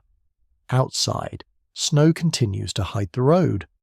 But inside, the household has water for now. And for now is a phrase with real comfort in it. For now is a phrase with real comfort in it. And as the day thins toward evening, comfort becomes a matter of light, not bright light, not easy light, not the cheerful glow of a modern room where lamps answer instantly and politely. Here, darkness arrives with authority, filling corners first, then walls, then the spaces between faces. The house does not become dark all at once. It dims in layers, and each layer changes what people can do. You sit near the hearth as the last grey light leaves the window. Frost has thickened around the edges of the pane, making the outside world look blurred and distant, as though the settlement has slipped under water. The road is still buried, the well path is faint again. The animal shelter is only a low shape in the white yard, Beyond that, trees gather into one dark mass. Winter darkness in early America is not just the absence of sun. It is a kind of schedule. A basic truth of the period rests in the room now. Before common access to bright artificial lighting, many early American households organized evening life around firelight, rushlights, tallow candles, oil lamps, moonlight, and the need to conserve costly or laborious sources of illumination. Light had to be made, bought, dipped, rendered, trimmed, guarded, and used with care. Nobody strolled through the house casually, leaving every room glowing like a festival. That kind of behaviour would have earned a stare sharp enough to cut kindling. The woman takes a candle from a small place where it has been kept safe. It is not wasted. A candle is stored labour, animal fat or beeswax, wick, time, and access to materials. A poor candle may smoke badly. A tallow candle may smell strongly as it burns. Beeswax is cleaner and sweeter, but often more expensive.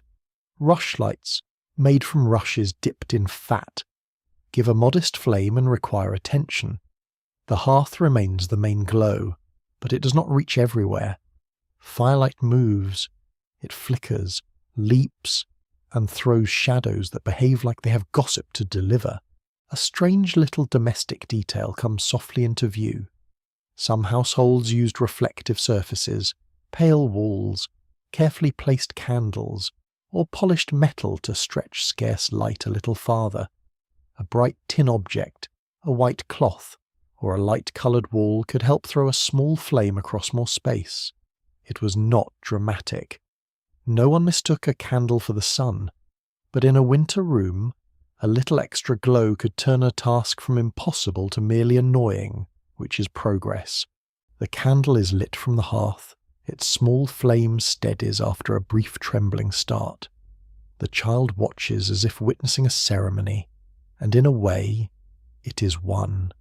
Evening begins when light is chosen. Too much candle now means less later. Too little means mending stops, reading stops, careful work stops, and everyone must rely on memory, touch, and the orange pulse of the fire. The room takes on a new texture. Faces appear and disappear.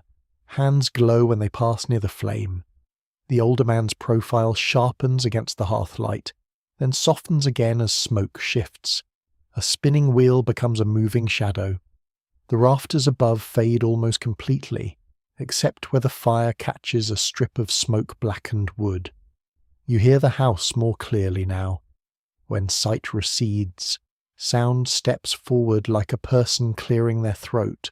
There is the soft scrape of a spoon in a bowl, the hiss of sap or dampness inside a log, the faint creak of the roof under snow, the whisper of cloth drawn through fingers, a child breathing through a blocked nose, the dog sighing with theatrical suffering near the warmest place available. Outside, wind brushes the wall and then stops. The silence after it feels deliberate. Historical interpreters still debate how winter darkness shaped early American mental life, particularly whether long evenings were mostly restful, socially rich, spiritually reflective, or psychologically heavy. The answer, inconveniently, may be all of those things. Darkness gave time for stories, prayer, songs, quiet work, and family talk. It also magnified worry, loneliness, illness, and every small sound from beyond the door. The night could soothe the tired body while troubling the alert mind. The household responds with routine. A stool is pulled closer, a basket of mending appears. A small tool is placed near the candle. Someone recites from memory, perhaps a psalm, a poem, a lesson, or a story carried from another place. In some homes, printed books are precious and few. In others, an almanac, Bible, hymnal, primer, or newspaper scrap might be read aloud. Reading by weak light is slow work. The eyes strain, the voice lowers, The listeners lean closer, not only to hear the words, but to share the little island of brightness. You notice that the darkness makes the house feel both smaller and larger. Smaller, because everyone gathers near the fire and candle. Larger, because the unseen corners seem to stretch away. A cloak hanging on a peg becomes a waiting figure until someone glances at it twice and remembers dignity. A stack of firewood becomes a crouching animal. A shadow from the spinning wheel slides over the wall like a long bent arm. This is why calm people told ghost stories and then regretted it around midnight. The woman laughs softly at something the older man says, and the sound lifts the room. It does not erase the storm, but it changes the air. Humour is useful in isolation. A small joke can loosen fear without denying danger. Someone remarks that if the road remains buried much longer, perhaps the family should invite the snow inside and charge it rent. The child finds this funnier than it deserves, which is one of childhood's useful services. Outside, the moon may be hidden by clouds, or it may be rising behind them, turning the snow faintly luminous. On clear nights, snow and moonlight could make the world surprisingly visible, even bright enough for cautious movement. But clear nights are often colder. Cloudy nights trap a little warmth but deepen the dark. Winter offers choices and then smirks. The candle burns lower. Its flame leans whenever a draught slips through the wall. Someone trims or pinches the wick carefully, improving the light and reducing smoke. Even the candle has maintenance. Everything has maintenance. The fire, the food, the water, the animals, the clothing, the light. Survival is less like a heroic painting and more like an endless list of small adjustments made by tired people who would very much like to sit down. As evening deepens, the family's voices grow softer. The child is encouraged to lie down. A blanket is drawn around small shoulders. The older man continues his work by touch after the candle is moved away. His fingers know the shape of the repair better than his eyes do. The woman sets the candle where it can serve two tasks at once, because single-use light would be extravagant. You begin to understand how darkness teaches economy. Every flame must do more than one job. You listen to the snow outside. It no longer falls heavily, but it moves along the wall in faint, dry whispers. Somewhere in the animal shelter, a hoof strikes wood once, then settles. Everyone hears it. No one rises. The sound is ordinary enough. In isolation, the household becomes an instrument tuned to its own noises. Known sounds soothe. Unknown sounds sharpen the room. Finally, the candle is put out or saved for later, and the hearth becomes the only light. The room returns to red and black. Faces soften. The ceiling disappears. The world beyond the cabin might as well be another country, reached only through memory, obligation, or emergency. You feel the long night spread itself over the settlement, not empty, not silent, but slow. The fire shifts, and a small glow opens beneath the ash. Darkness sets the clock now. Work gives way to listening. Conversation gives way to breath. The buried road waits unseen, and the house gathers its people close beneath the low, flickering light. The house gathers its people close beneath the low, flickering light. Yet no household survives only by closing itself in, even when the road disappears, even when snow erases the track to the well and trees vanish into the white. The people inside this cabin remain connected to others by memory, habit, need, and obligation. Winter isolation is never perfectly isolated. It is threaded with invisible lines leading to neighbours beyond the drifts. You sit near the hearth in the quiet after the candle has been saved. The child sleeps now, one hand curled near the cheek. The older man listens more than he speaks. The woman stirs the coals and looks toward the door as if measuring distance through wood. Somewhere beyond the yard, Beyond the buried fence line, another family is likely doing the same. Another hearth glows. Another pot simmers thinly. Another person wonders whether anyone will come tomorrow if the snow eases. A familiar reality of early American life settles gently here.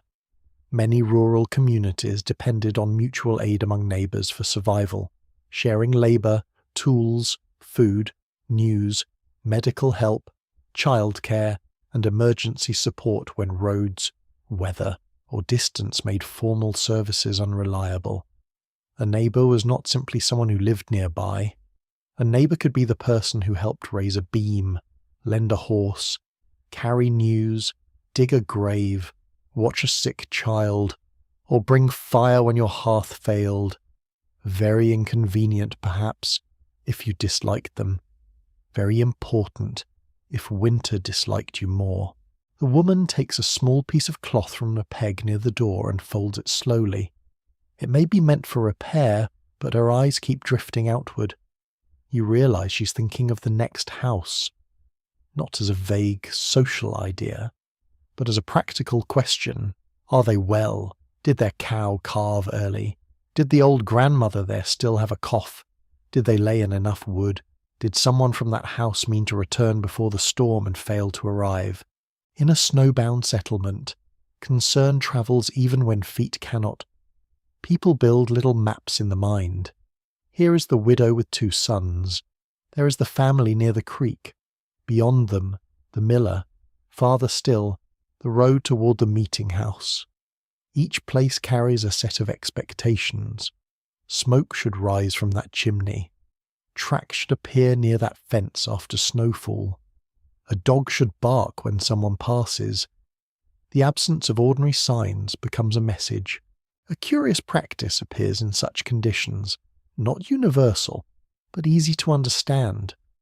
Families sometimes use visible smoke, lanterns, gunshots, horns, bells, shouted calls, or prearranged visits as informal signals across distance, especially where sightlines allowed it.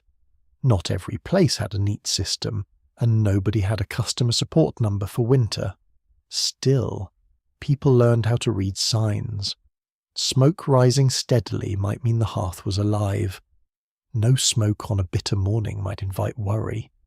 3 shots might mean danger, or hunting, or a man who enjoyed being confusing. Context mattered, as it usually does when humans and loud noises are involved.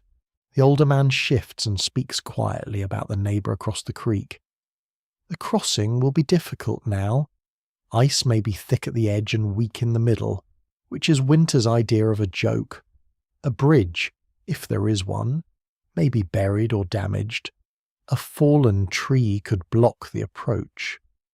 The creek itself may be covered by snow, hiding the places where water still moves under a crust. Everyone knows the route, yet no one says lightly that it should be attempted. Scholarly opinion remains divided over how much early American winter survival depended more on household self-sufficiency or community interdependence. The answer changes by region, economy, culture, population density, and time period. Frontier families might live far apart and prepare fiercely for independence, yet still rely on neighbours when childbirth, illness, accidents, wolves, lost livestock, or failed crops overwhelmed the household. Self-reliance and dependence were not opposites. They sat side by side near the fire, trying not to step on each other's feet. You imagine a visit in better weather, a neighbour arriving with news folded into every sentence, a borrowed tool returned, a child sent with a message and told not to dawdle, which means the child will absolutely dawdle unless watched by Providence. A woman sharing yeast, salt, herbs, cloth, or advice. A man helping mend a fence or pull a wagon from mud. These ties are ordinary in warm months. In winter, they become more precious because they are harder to maintain. The room grows quiet again. Outside, the wind lowers. The storm may be passing, or it may only be resting with dramatic timing. The older man rises and lifts the latch just enough to peer out. A thin slice of cold enters. You see darkness, snow, the faint shape of the path to the animal shelter, and beyond that, nothing. He closes the door. No one will go tonight unless forced. That decision holds both wisdom and worry. To stay inside protects the body. To stay inside also leaves questions unanswered. Winter isolation creates this kind of tension. Help may be needed, but travel may endanger the helper. News may be important, but not more important than surviving the trip. Neighbours are close enough to matter and far enough to become unreachable. The family begins preparing for sleep, but the talk continues in low fragments. If the storm clears, someone may climb the rise tomorrow and look for smoke. If snow is not too deep, perhaps a path can be broken toward the creek. If the old road remains invisible, they may wait another day. These are not dramatic plans. They're conditional, careful, shaped by weather and strength. You think again of the invisible lines stretching between homes. They're not made of roads alone. They're made of obligation. If one household has extra milk, it may be shared. If another has a better team of oxen, it may help move wood. If a birth approaches, women may travel despite weather. If someone dies, neighbours may gather even through cold. Because the living need witnesses as much as assistance. Community is not always warm friendship. Sometimes it is duty wrapped in wool and sent out into snow. A faint sound comes from outside. Everyone pauses. It might be a branch dropping snow. It might be the animal shelter settling. It might be nothing, which has always been one of night's favourite disguises. The older man listens, then relaxes. No one speaks for a moment. Then the woman murmurs that tomorrow they will look. That promise is small, but it matters. Tomorrow they will look for smoke.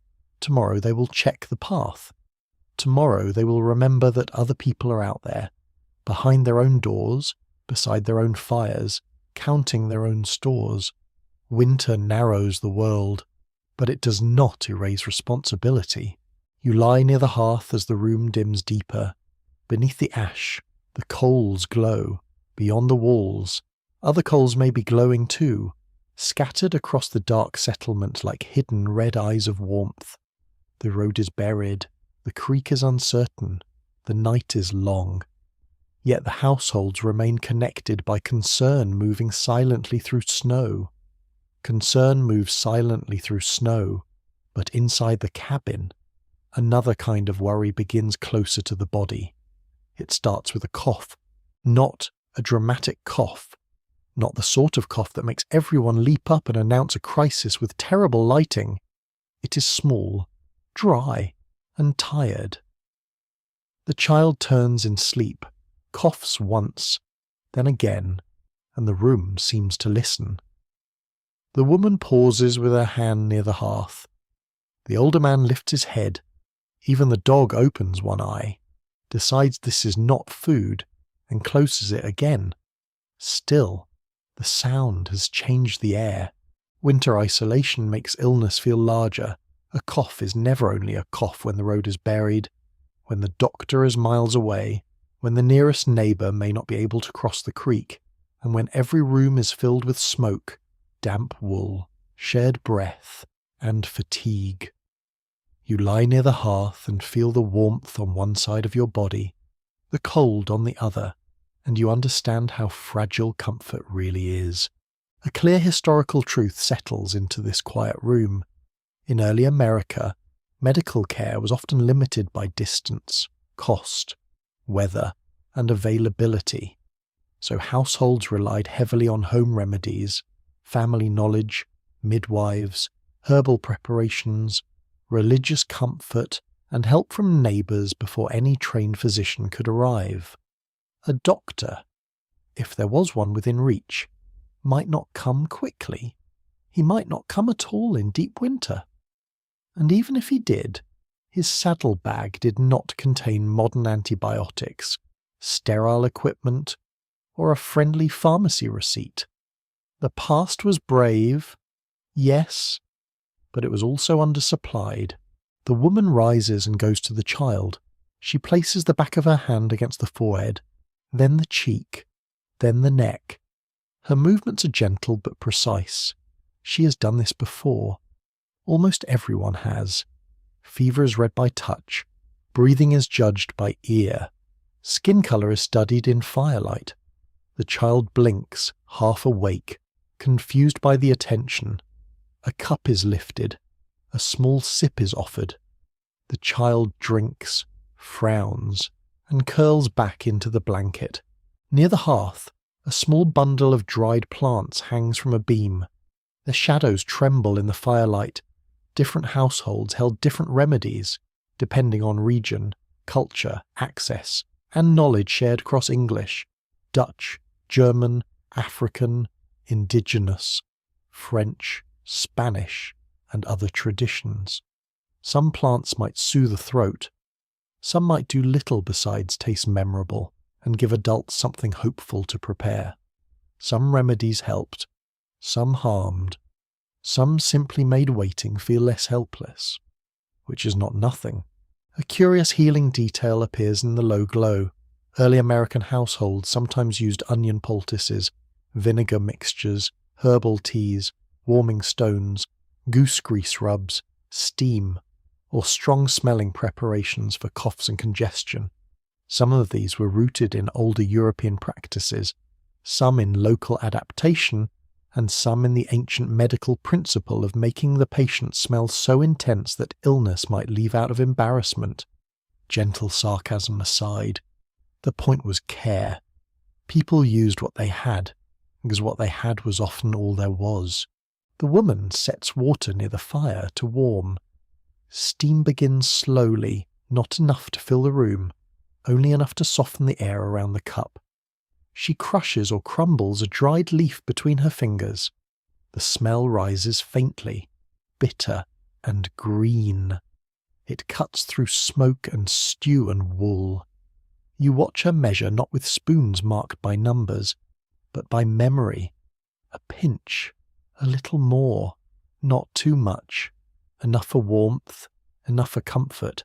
Medical historians continue to discuss whether household remedies in early America should be understood mainly as practical medicine, inherited tradition, spiritual reassurance, or social care, because they often worked as all of these at once.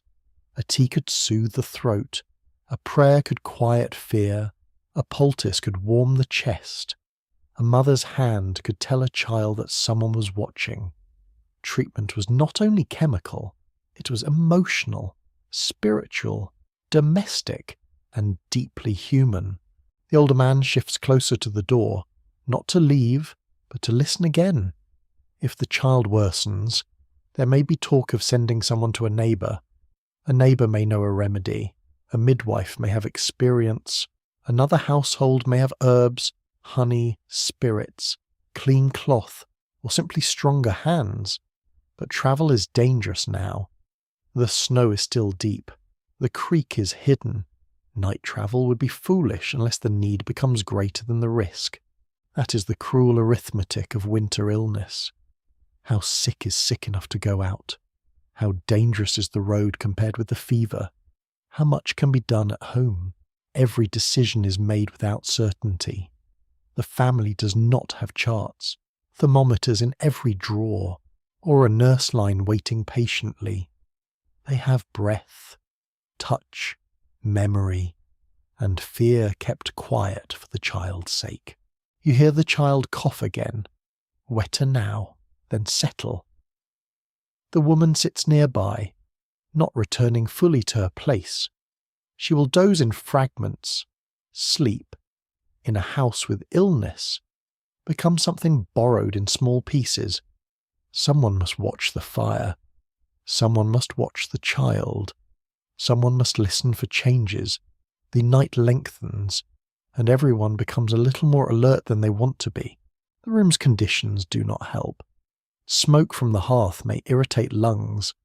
Damp clothing drying nearby adds moisture, but not always clean comfort. Crowded sleeping brings warmth, but also shares sickness. Cold draughts can chill a sweating body. Too much heat near the fire can make a feverish child restless. The household must manage air, warmth, bedding, drink, and calm, all while tired and confined. Winter does not create every illness, but it makes every illness more complicated. You notice a small wooden box on a shelf. Inside might be precious things: a needle, thread, a bit of cloth, dried herbs, a paper packet, maybe a small vial of something sharp smelling.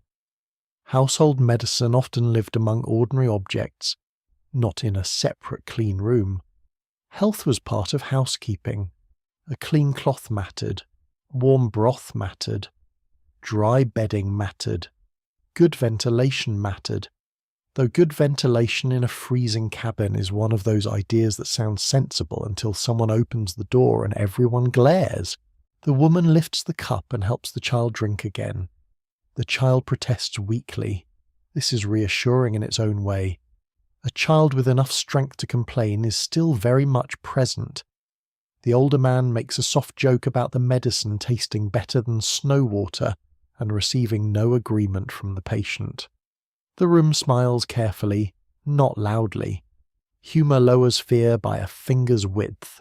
Outside, the night remains sealed. No footsteps, no voices, no sled runners. The community beyond the drifts exists only as a thought and a possible tomorrow. Inside, the small circle around the child becomes the whole world. Firelight touches the woman's face. Her eyes are tired, but steady. She knows that in winter isolation, survival is often not dramatic rescue. Sometimes it is simply staying awake beside someone who cannot be left alone. The child's breathing eases for a while. The woman leans back but keeps one hand near the blanket. The older man settles again, though his head remains tilted toward the little sleeper. The coals shift softly. Steam fades from the cup. The bitter smell of herbs lingers in the smoky air. You lie still and listen to the room caring for itself. Food, fire, clothing, water, neighbours, animals, light. All of them matter. But now there is this too, the intimate labour of watching over weakness. The road may be buried, the doctor far away, the storm uncertain, yet the household draws closer around one coughing child, and for the moment breath continues, shallow but steady. In the red hush before morning, breath continues in the red hush before morning, and when morning finally arrives, it does not arrive brightly. It seeps into the cabin as a grey thinning of darkness, barely enough to separate faces from shadows. The child has slept in the uneven stretches. The fire has been tended twice. The water near the hearth is warm enough for comfort, not hot enough for haste. Outside, the snow remains, holding the settlement in its soft white grip. Inside, the household cannot spend the day only waiting. Waiting gives fear too much room. So hands begin to move. The woman takes up a torn sleeve and threads a needle. The older man returns to the small repair he set aside the night before. A child, not the coughing one, is given a task simple enough to do well and important enough to feel trusted. You sit near the hearth and watch the room change from a place of anxious listening into a place of steady work. Nothing dramatic happens. That is exactly the point. Repetition steadies the mind when winter has narrowed every path. A dependable historical reality rests in these small movements. During winter, many early American households used indoor time for mending clothing, spinning thread, knitting, carving, repairing tools, making candles, preparing food, sharpening blades, and maintaining objects that would be needed once travel and outdoor labour resumed. Winter did not mean idleness. It meant work moved closer to the fire and became quieter, smaller, and more repetitive. The needle passes through cloth with a faint whisper. Pull, tighten, Turn. Pull again. The woman's fingers are quick, though the room is dim. She knows the cloth by touch. A sleeve torn near the elbow is not merely untidy. It lets cold in. It weakens a garment that must keep serving. Every repair is a small defense against weather. You can hear thread slide through fabric, the tiny pop when a knot catches, the low breath of concentration. The older man holds a wooden tool handle across his knees. It is split near one end, not badly, but enough to deserve attention. He pares and smooths, binds and checks. The knife in his hand moves carefully. Wood shavings curl and fall into his lap, pale against dark wool. The smell is clean and fresh, a sudden trace of forest inside the smoky room. It mingles with ash and herbs and the faint, sour odour of drying clothing. A curious domestic detail enters quietly here. In some households, winter evenings and storm-bound days became prime time for producing or repairing humble objects that rarely appear in grand histories. Things like broomheads, pegs, spoons, baskets, mittens, netting, traps, shoe patches, and tool handles. These objects were not glamorous. Nobody writes many ballads about a well-carved peg. But when the peg holds your coat off a wet floor, you may feel differently. The past is full of small heroes with no applause. The child who's been given work sits with a basket of dried beans, sorting them by sight and touch. Good beans here, shriveled ones there. Pebbles removed with solemn disgust. The task is repetitive, but it carries purpose. Food must be protected. Teeth must be protected too, because biting a stone hidden in porridge is one of those historical experiences best left unromanticized. The child concentrates, pleased by responsibility and bored by it at the same time. You notice how work fills silence without destroying it. No one speaks much. There is no need. The rhythm itself becomes company. Needle through cloth, knife against wood, beans ticking into a bowl, fire settling, breath. The dog turning once and sighing as if responsible for all household morale. The room seems calmer because each person now has a small future under the hands. Material culture scholars continue to ask whether such domestic winter labour should be viewed as ordinary maintenance, hidden economic production, emotional coping, or family training, since it was often all of these at once. A repaired mitten saved money. A carved handle preserved a tool. A child sorting beans learned attention. A woman spinning thread contributed to the household economy. A man mending a harness protected future travel. And all of them, knowingly or not, kept worry from sitting too heavily in the room. The spinning wheel begins after breakfast, slow at first, then steadier. Its sound is soft and circular. Whir, pause, draw, twist, wind. The woman's foot moves gently, almost drowsily, but her fingers remain alert. Fibre becomes thread by patience. It is transformation so ordinary to her that she does not admire it. You admire it for her, because you are allowed to be impressed from a safe historical distance. The air near the hearth warms as the day deepens. The coughing child wakes and watches from under a blanket. The work around the room seems to reassure them. Illness makes time loose and frightening. Work gives it edges again. Someone is making thread. Someone is repairing wood. Someone is sorting beans. The house continues. That continuation is a kind of medicine too. A small blade is sharpened by the firelight. The sound is dry and faintly gritty. A dull blade wastes strength and invites accidents, and winter has already provided enough ways to suffer. The older man checks the edge with his thumb, carefully, not dramatically. He nods once. The gesture says the tool will do. In this house, will do is almost praise. The woman lays aside one repaired garment and takes up another, patch over tear. reinforce seam, save the cloth, turn an old piece into a smaller useful piece.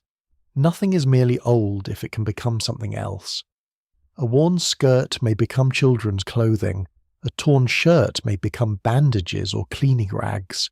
Scraps may stuff cracks, wrap handles, patch mittens, or tie bundles. Winter teaches that usefulness can migrate from one form to another. Even cloth has an afterlife. You look around and see the house as a workshop layered over a shelter. The table holds food and repairs, the hearth cooks and dries, the bench supports bodies and tools, the floor receives shavings, spilled straw, ash, and thread ends. The walls hold objects waiting their turn. There is no clean separation between domestic life and production. The home is not where work stops. It is where certain work becomes visible. Outside, snow slides from the roof with a soft, heavy rush. Everyone pauses. The sound passes. The dog lifts its head, then decides against bravery. The child sorting beans giggles once. Quietly. The room returns to motion. You feel the calming power of repeated tasks now. Not because they erase danger. They do not. The road remains buried. Food must still be counted. The child must still be watched. Neighbours remain beyond the drifts. But a repaired sleeve is one less problem. A sharpened blade is one more readiness. A sorted bowl of beans is tomorrow's meal made easier. Fear cannot be defeated all at once, so the household trims it down into chores. The afternoon darkens early. The candle is not yet lit. Firelight catches the needle, the knife, the spinning wheel, the child's bowl.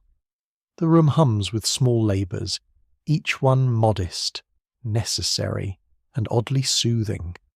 You understand, sitting among them, that survival is not only keeping the body alive, it is keeping the mind from unravelling when the world outside has stopped offering variety. So the hands continue. Thread crosses cloth, wood smooths under the knife, beans gather in the bowl, the fire asks for another log, and someone gives it one.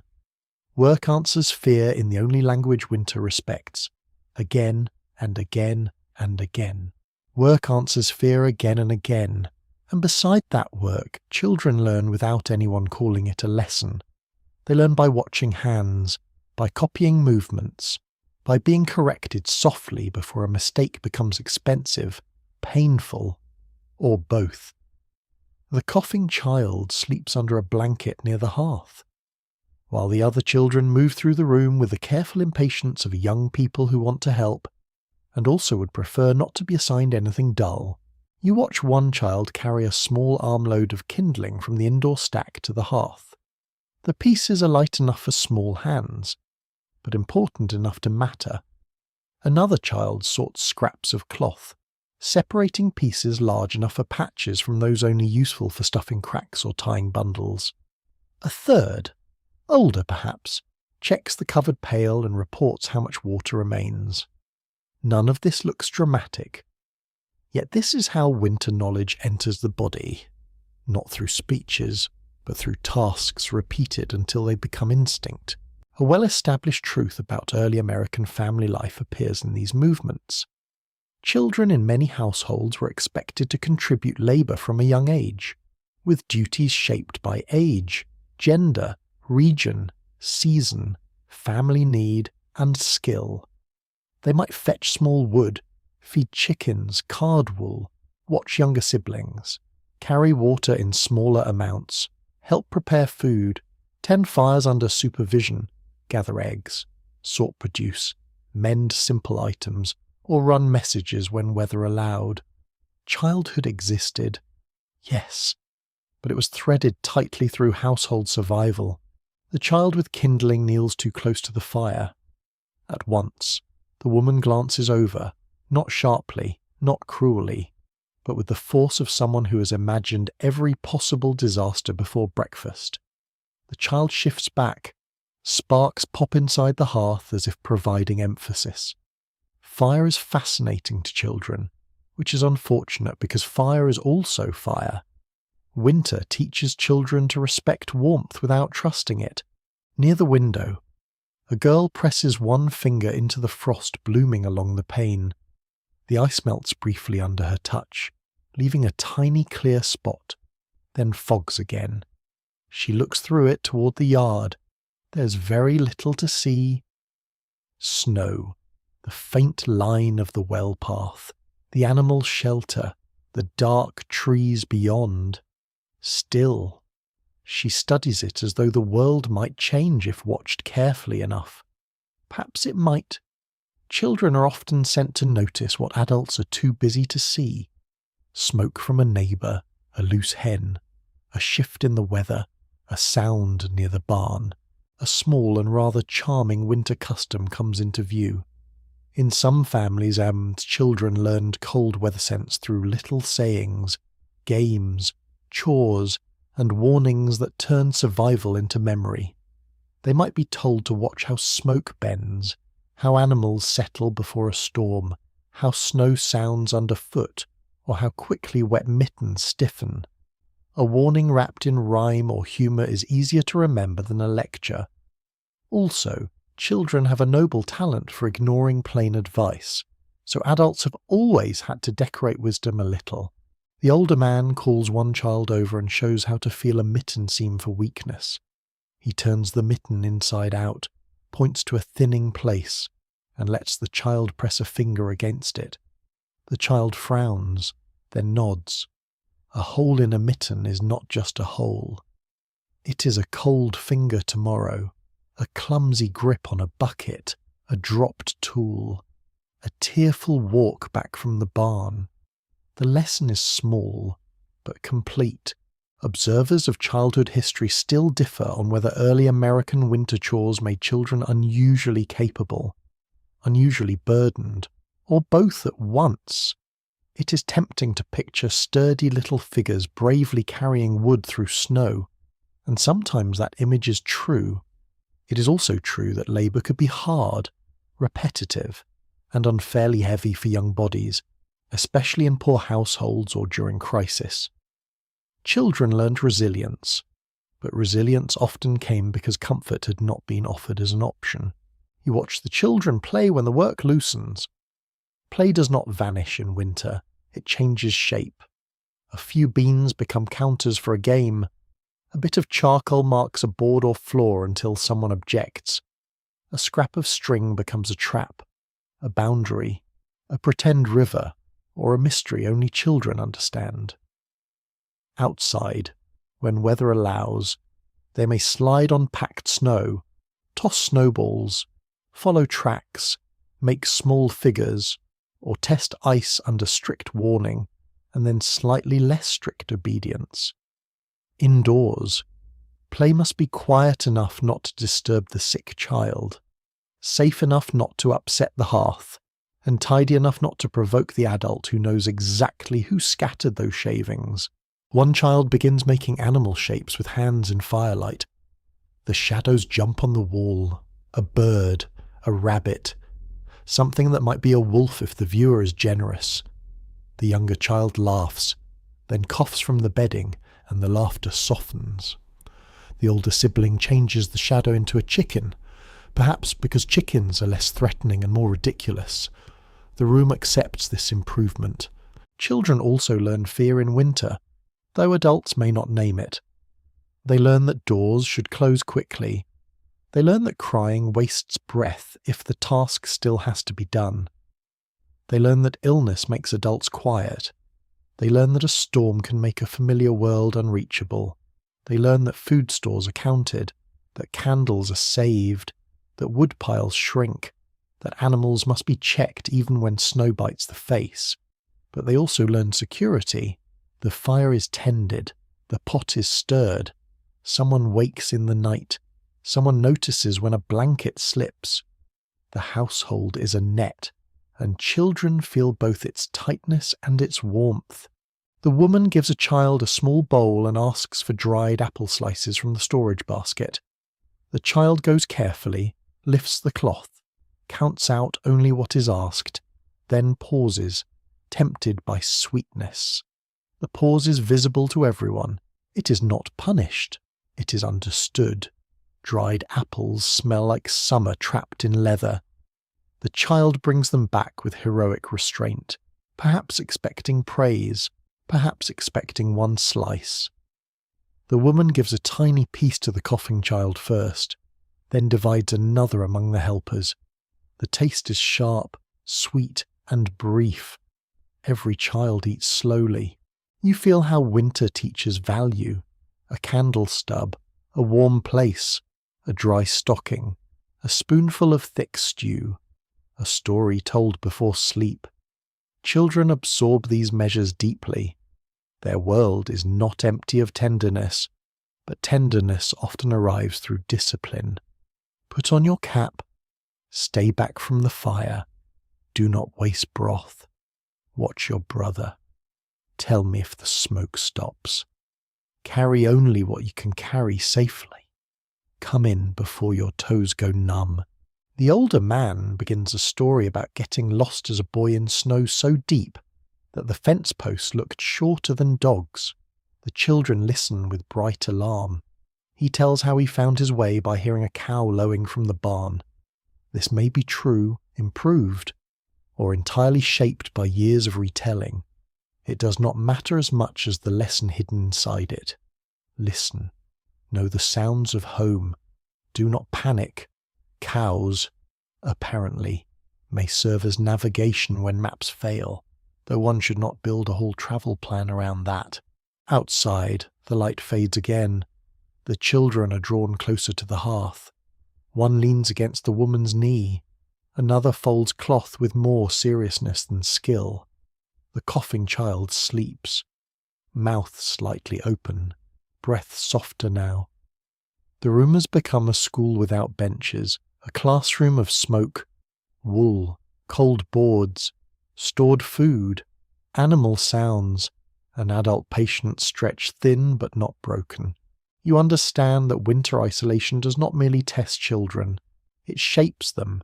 It teaches their hands where warmth lives, their ears what danger sounds like, their eyes how to read smoke and snow, their bodies how to conserve heat, and their hearts how to belong to a household where everyone has a place in the work.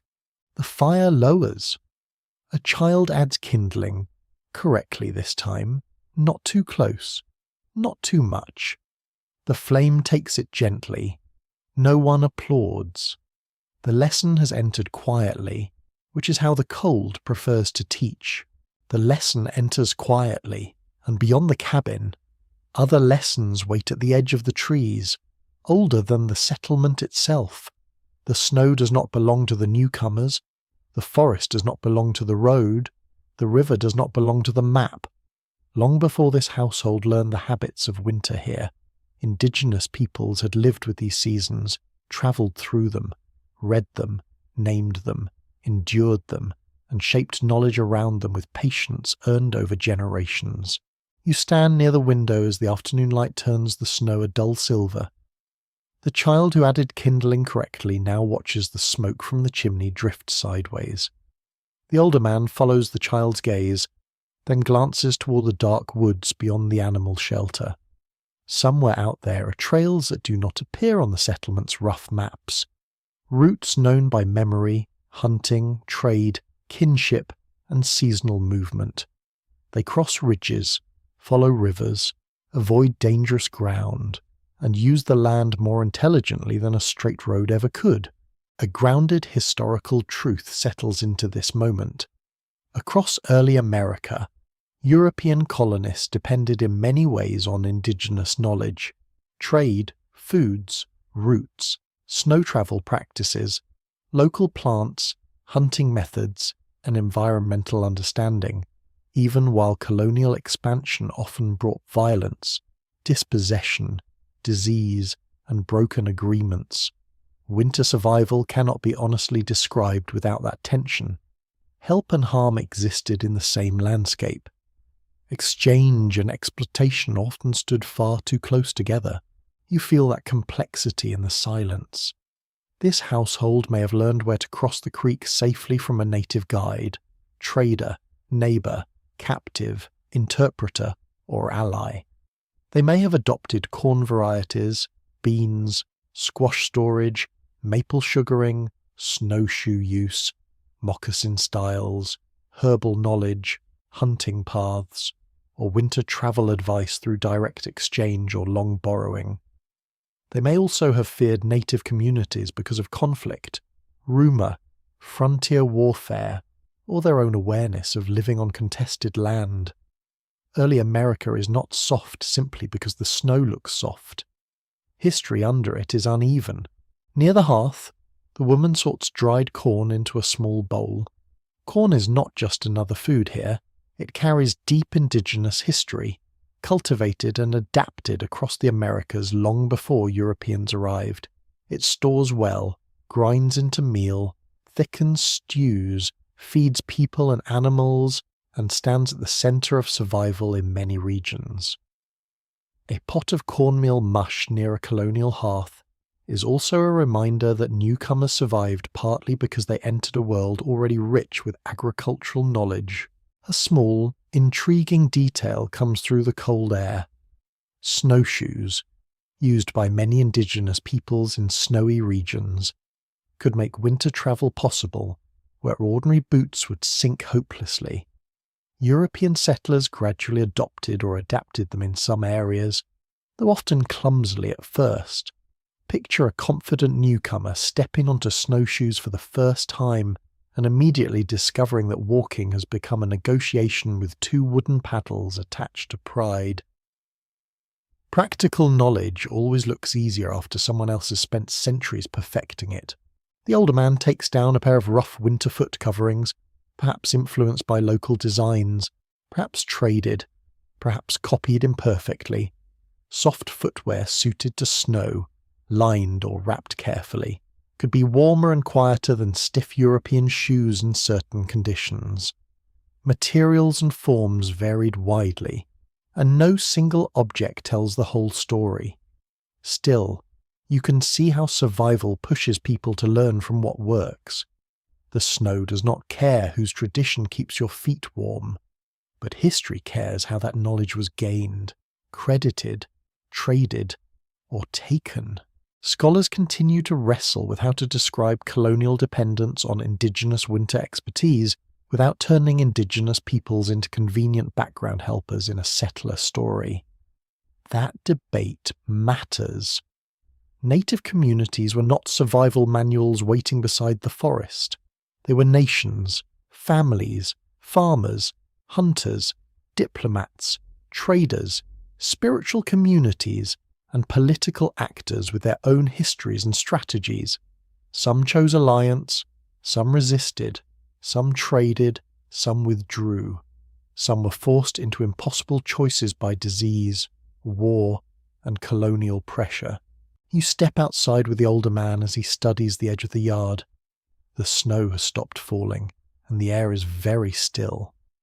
The forest looks close, but not friendly or unfriendly, just present. Trees stand dark and patient, their branches holding snow like folded cloth. The man points toward a line almost invisible beneath the drifts, not the main road, a smaller way, a footpath, perhaps, known through repeated use. It bends away from the exposed open ground and follows the shelter of trees. In winter, shelter from wind can matter more than directness. You imagine someone travelling there on snowshoes, moving with a rhythm learned from long practice, a body leaning slightly forward, a staff testing the crust, eyes reading the surface for drift, hollow, ice, track, and shadow. Winter travel is not only strength, it is interpretation. The land is written over daily by wind and animals, deer tracks, rabbit prints, fox marks, bird scratches, broken twigs, smoke scent, cloud colour, the hush before snow. All of these offer information if you know how to notice. The older man may know some of this. He may know enough to be grateful, enough to be cautious, enough to survive a short journey. He does not know all of it. No one person does. Knowledge is local. A route safe in one valley may be foolish in another. A plant useful in one season may be useless or harmful in another. A river crossing that holds at dawn may weaken by afternoon. Indigenous expertise was not vague closeness to nature. It was detailed, tested, lived intelligence. Back inside, the woman adds cornmeal slowly to the pot, stirring so it does not clump. The smell changes, becoming warm and grainy. The children notice because children can detect food thickening from astonishing distances. The coughing child is awake now, pale but interested. A little mush, softened and warm, may be offered later. Food knowledge, like travel knowledge, crosses cultures in the pot. Corn, beans, squash, maple, wild rice in some regions, cranberries, nuts, game, fish, preserved foods, all tell stories of adaptation, trade, and survival. You remember the buried road and understand its limits. Colonial roads often struggled against winter. Indigenous trails and seasonal routes sometimes followed older, wiser lines through the landscape. Rivers could become roads when frozen well, or traps when not. Snow could block wagons but carry sleds. A forest could hide danger but shield travellers from wind. There is no single winter landscape. There are many, each requiring attention. The room quiets as the meal thickens. The older man mentions a trader who once came through after a storm when everyone else thought travel impossible. He followed the river bends, used snowshoes, and read the ice by colour. The story may have grown in the telling, but its message is clear. Knowledge can make the impossible merely difficult. That is a very large improvement. Yet the story also leaves something unsaid. Who taught the trader who first marked the route? Who named the river bend? Who paid the cost when settlements expanded along paths others had used for generations? Winter survival is practical, but it is never separate from power. Even in this sleepy room, with the pot steaming and children leaning close, history remains awake. The woman serves a small portion of warm corn mush. Steam rises. The texture is simple, steady, filling. Outside, the forest stands beyond the yard, holding trails under snow. Inside, the family eats food shaped by many hands and histories. Some remembered, some ignored, some still argued over.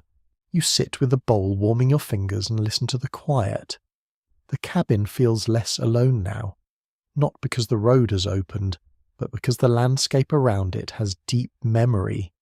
Survival here is not invented fresh by each household. It is borrowed, taught, traded, adapted, and sometimes taken. The snow covers the ground evenly, but beneath it lie many paths, and not all of them begin at this door. Beneath the snow lie many paths, and by morning even the memory of them seems to blur.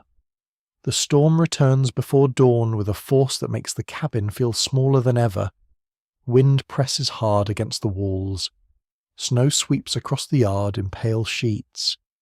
The shutter trembles as if someone outside is testing it with impatient fingers. For a moment, half awake beside the hearth, you cannot tell whether the sound belongs to weather, wood, animals, or some large unseen thing passing through the dark. The fire has survived the night, though only as a low glow under ash. The woman rises first, wrapped in wool, moving carefully so she does not wake the coughing child too abruptly. She kneels and opens the bed of coals with the iron tool. Red light breathes upward. A thin flame catches the kindling, then leans sharply as a draught slips across the floor. The room brightens just enough to show tired faces and the faint glitter of frost near the door. Outside, winter has changed from condition to event. Snow no longer falls gently. It travels sideways. It scrapes along the cabin wall. It fills the path to the animal shelter, hides the well, buries the chopping block, and lifts itself into drifts where yesterday there were open spaces. A hard truth of early American life settles into the noise. Severe winter storms could isolate households suddenly, block roads, endanger livestock, damage roofs, exhaust wood supplies, and turn ordinary chores into urgent tests of timing and strength. You stand with the older man near the doorway as he opens it, only a handspan. Snow blows in immediately, cold and dry, scattering across the floorboards. He closes it again with a grunt. The family exchanges glances. The animals must be checked. The well may have to wait. The chimney drawer must be watched. The roof may carry too much snow if the storm continues. Nothing about the morning is optional, but everything has become more difficult. A small odd detail rises from old winter accounts. In some snowbound homes, people dug or tramped narrow tunnels between house, barn, woodpile, and, well, creating temporary passages through drifts. These were not cheerful little snow forts, though children surely noticed the resemblance and were probably told not to enjoy danger so enthusiastically. Such paths could preserve strength and prevent a person from losing orientation a few steps from the door. In whiteout conditions, even the yard could become confusing. The man ties cloth across his lower face. He pulls his cap low, checks his mittens, and fastens his coat with slow care. The woman hands him a length of rope. One end may be fixed near the doorway or held as he moves toward the shelter, a precaution if visibility worsens. It feels dramatic, but drama is often just practicality seen from a safe distance. He steps out, and the door closes quickly behind him. Inside, everyone listens. The wind is loud enough to flatten smaller sounds. It roars around corners, then falls away, then returns with a low moan through the chinks in the wall. The child under the blanket wakes and asks where he has gone. The woman says he is checking the animals. Her voice is calm. Too calm, perhaps. Adults often make calm out of whatever material they have left. You move to the window and wipe frost from a tiny place near the edge. At first you see nothing but white motion. Then a dark shape emerges, bent forward, one arm raised against the wind. The man reaches the animal's shelter and disappears inside. A moment later, the shelter door closes behind him. The family's breath seems to loosen. Not fully, just a little. There is ongoing discussion among environmental historians about whether early American winter storms were remembered more accurately as weather events, or reshaped later into moral stories about endurance, providence, and community identity.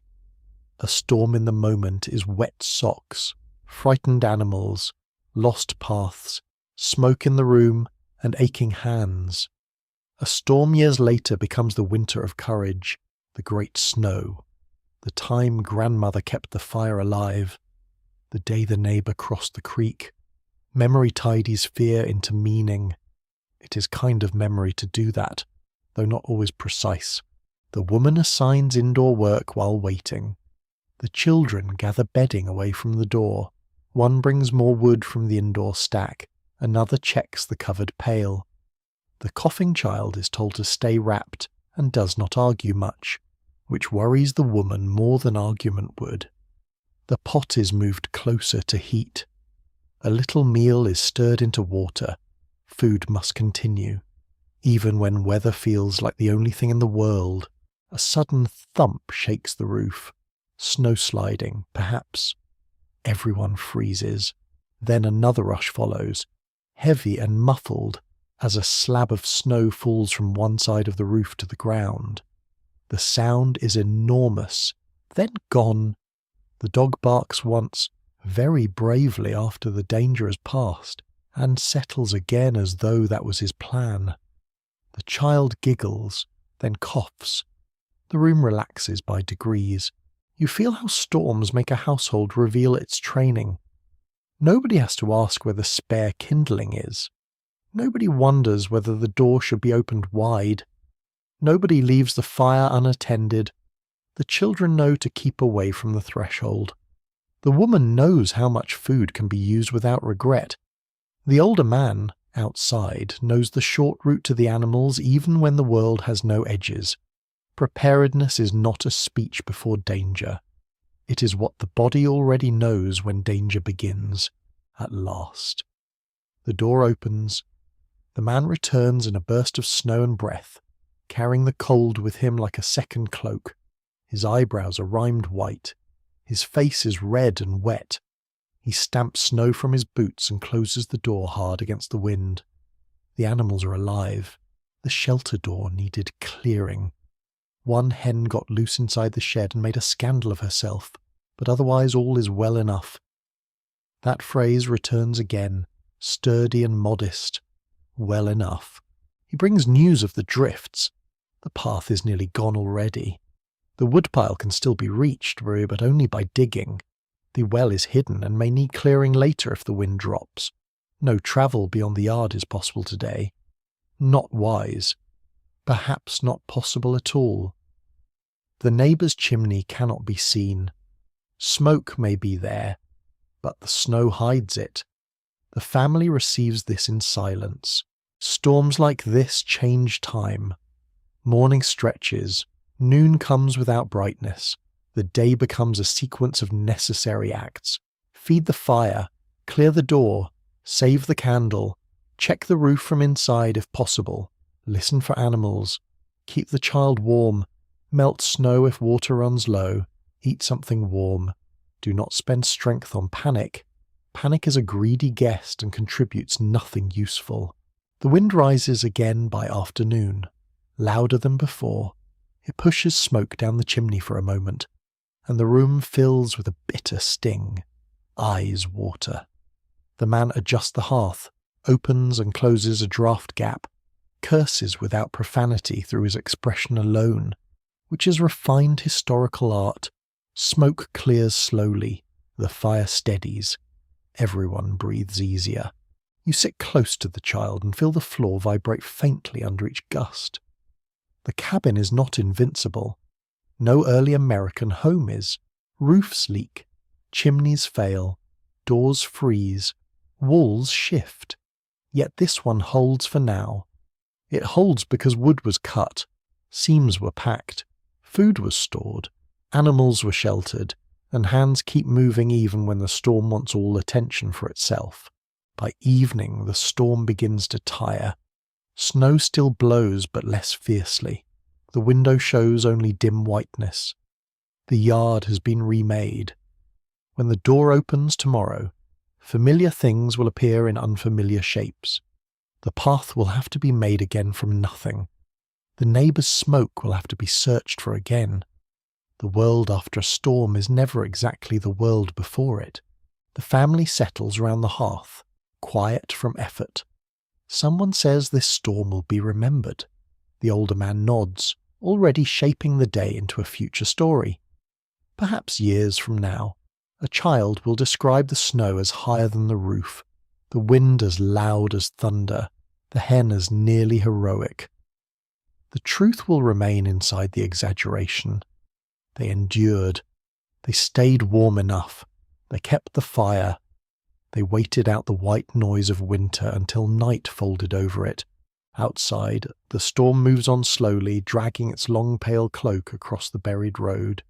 Inside, the fire glows low, and the household listens to the softer wind, knowing morning will reveal what winter has changed. Morning reveals what winter has changed, and what it has not changed at all.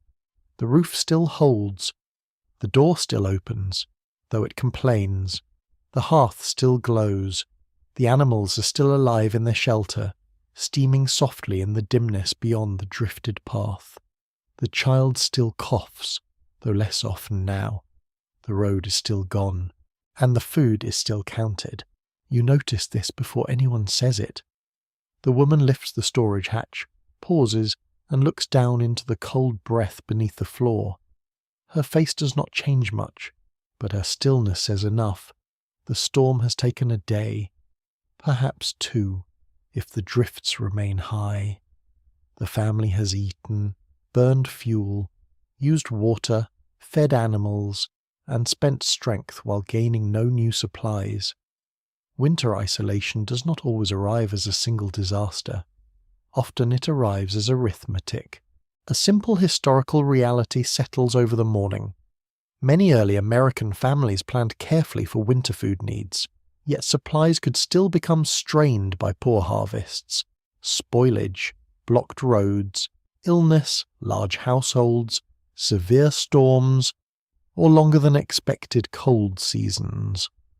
Hunger was not always sudden. It could arrive gradually, spoon by spoon, as portions grew thinner and the space inside a barrel became easier to see. The woman reaches into a sack and measures grain with her hand, not carelessly, not fearfully, carefully. The sound of kernels sliding against one another is dry and small. She sets aside enough for the morning meal, then looks at the sack again before closing it. You understand the gesture. She's not only asking how much is there, she's asking how long the weather intends to remain rude. Near the hearth, the older man cuts a piece of salted meat into smaller strips than yesterday. He does it with the calm expression of someone who knows everyone is watching without looking. The knife moves slowly through the dense flesh. Salt crystals catch in the low light. A little will flavour the pot. A little more might make the children feel there is meat in the meal. The rest must wait. The smell is sharp, smoky, and rich enough to make the stomach lean toward it. A lesser told detail appears in the handling of food. Some households stretch scarce ingredients by boiling bones repeatedly, thickening broths with meal, adding wild greens when available, using stale bread in soups, saving grease, roasting roots slowly, or mixing several grains so that none disappeared too quickly. The goal was not culinary excitement. It was making the pot seem fuller than the pantry felt. If a stew could be persuaded to behave like a meal for another day, that was a victory, even if the stew had to be flattered with water. The child watches the pot with frank interest.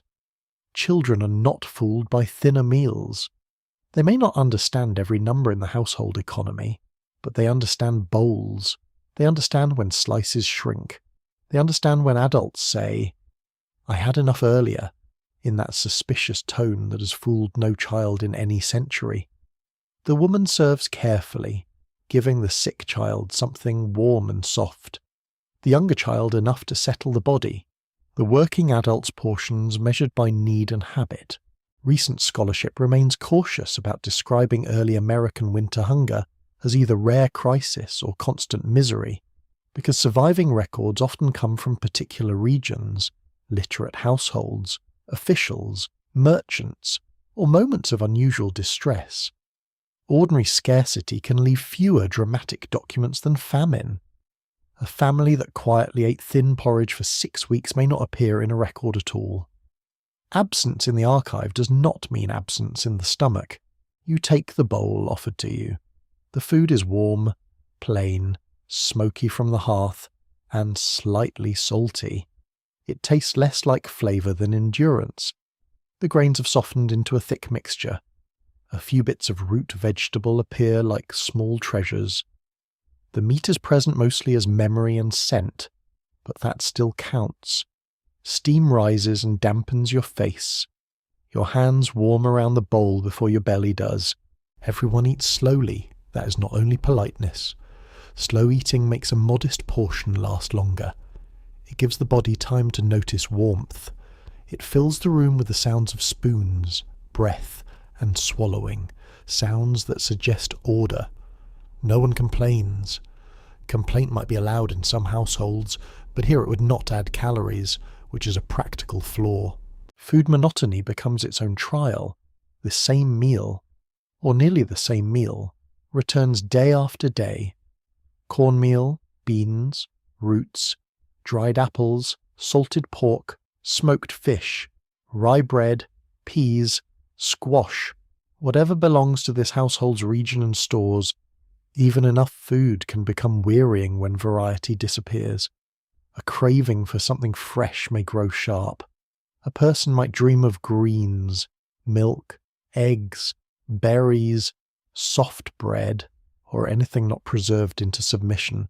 The tongue misses seasons too. The woman checks the dried apples and removes one beginning to soften badly. It is cut around, the usable part saved. Spoilage is watched closely. Mould, rot, damp, insects, mice, and careless storage can undo months of labour. A barrel with a bad smell is not only unpleasant, it is a warning. Food must be inspected, turned, aired, covered, and protected. Hunger can come not because nothing was stored, but because what was stored failed. You follow the older man to the loft ladder where he checks hanging food by touch and smell. The air up there is colder, with a dry, dusty sweetness from preserved things. He lifts a bundle, feels its weight, sniffs once, and nods. Another bundle worries him. He brings it down. In the firelight, the woman examines it. A little damage, not all lost. Salvage what can be saved. Feed what cannot be saved to animals if safe. Waste nothing, but do not poison the household through stubbornness. Winter requires thrift, not foolish heroics. Outside, animals must be fed from their own shrinking stores. That calculation may be even harsher. People can thin a stew. A cow needs hay. Chickens need grain or scraps. A horse or ox must keep enough strength for labour when thaw comes. If hay runs low, families face difficult choices. Slaughtering an animal may provide meat but remove milk, labour, breeding or future income. Keeping too many animals alive may starve all of them. Winter makes the future compete with the present. Inside, the child asks whether there will be apples tomorrow. The room pauses almost invisibly. The woman says, if the stores allow. It is a gentle answer, but not a promise. Children learn the difference. You feel how hunger without drama still weighs on the room. No one is starving today. No one is collapsing. There is food in the pot, food under the floor, food in the loft. Yet everyone knows enough to be careful. Scarcity is not always an empty bowl. Sometimes it is the knowledge that the bowl must remain small. A gust outside shakes loose snow from the roof. The sound is heavy, but no one startles much now. The storm has passed into labour.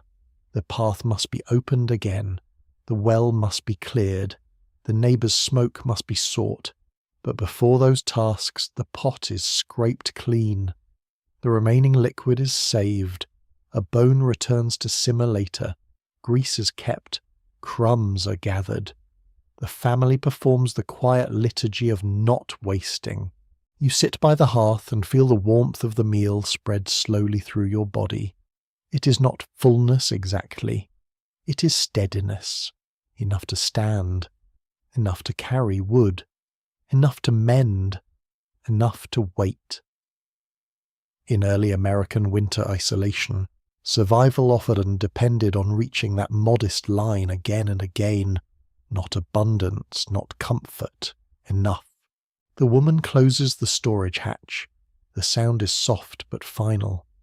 Beneath the floor, the remaining food rests in darkness, carrying the household forward one measured portion at a time. Above it, the family rises into the day, careful, hungry perhaps, but not defeated.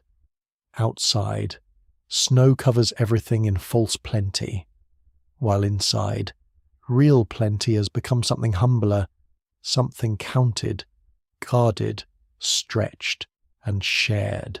Real plenty has become something counted, guarded, stretched, and shared. And now, in the long afternoon after the storm, another kind of plenty fills the house. Sound. At first, you might think winter isolation is quiet. The buried road, the muffled yard, the closed door, the snow thick over every familiar object. All of it suggests silence. But after a while, once the ears adjust, the world grows crowded with small noises.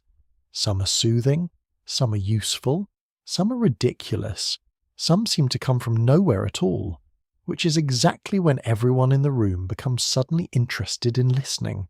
You sit near the hearth while the family goes about the slow work of the day. The fire snaps, then settles. A log shifts and releases a faint sigh of sparks.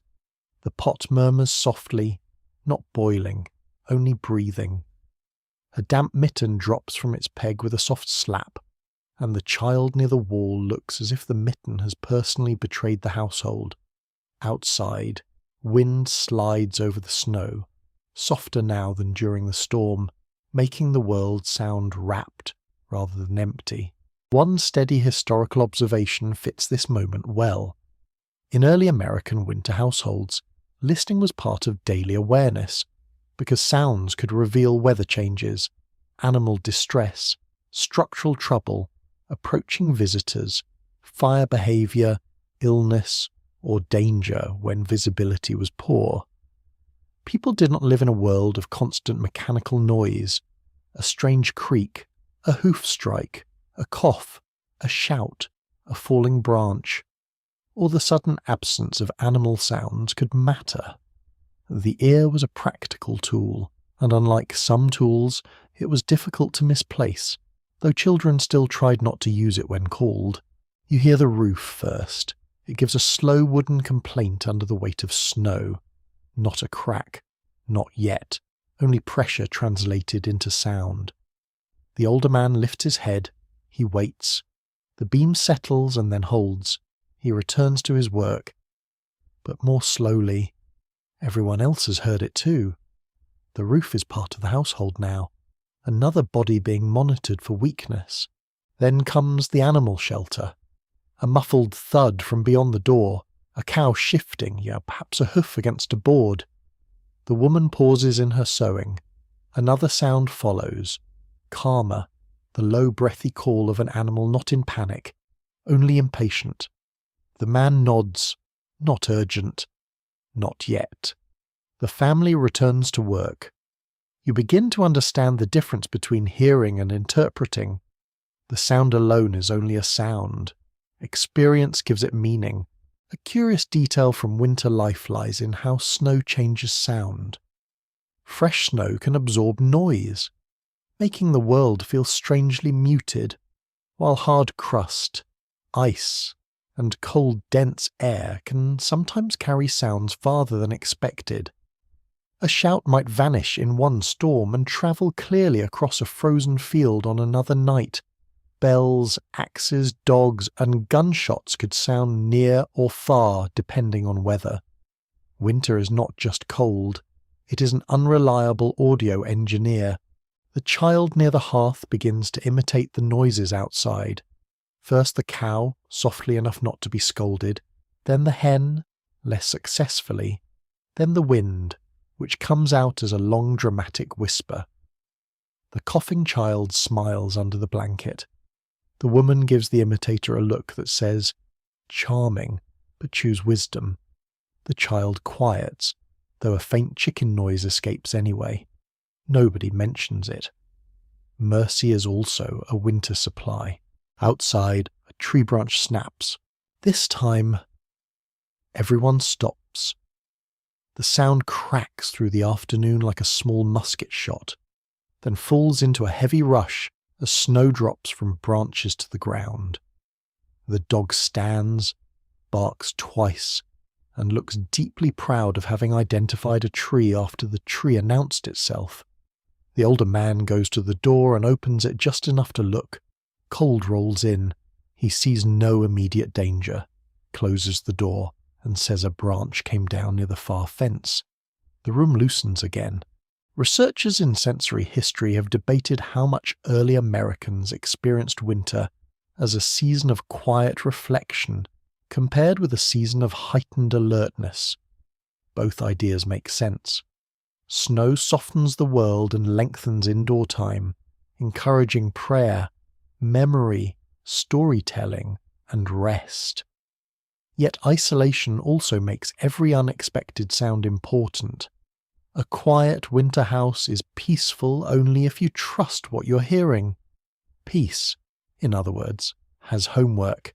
The light fades gradually. With it, sound grows sharper again.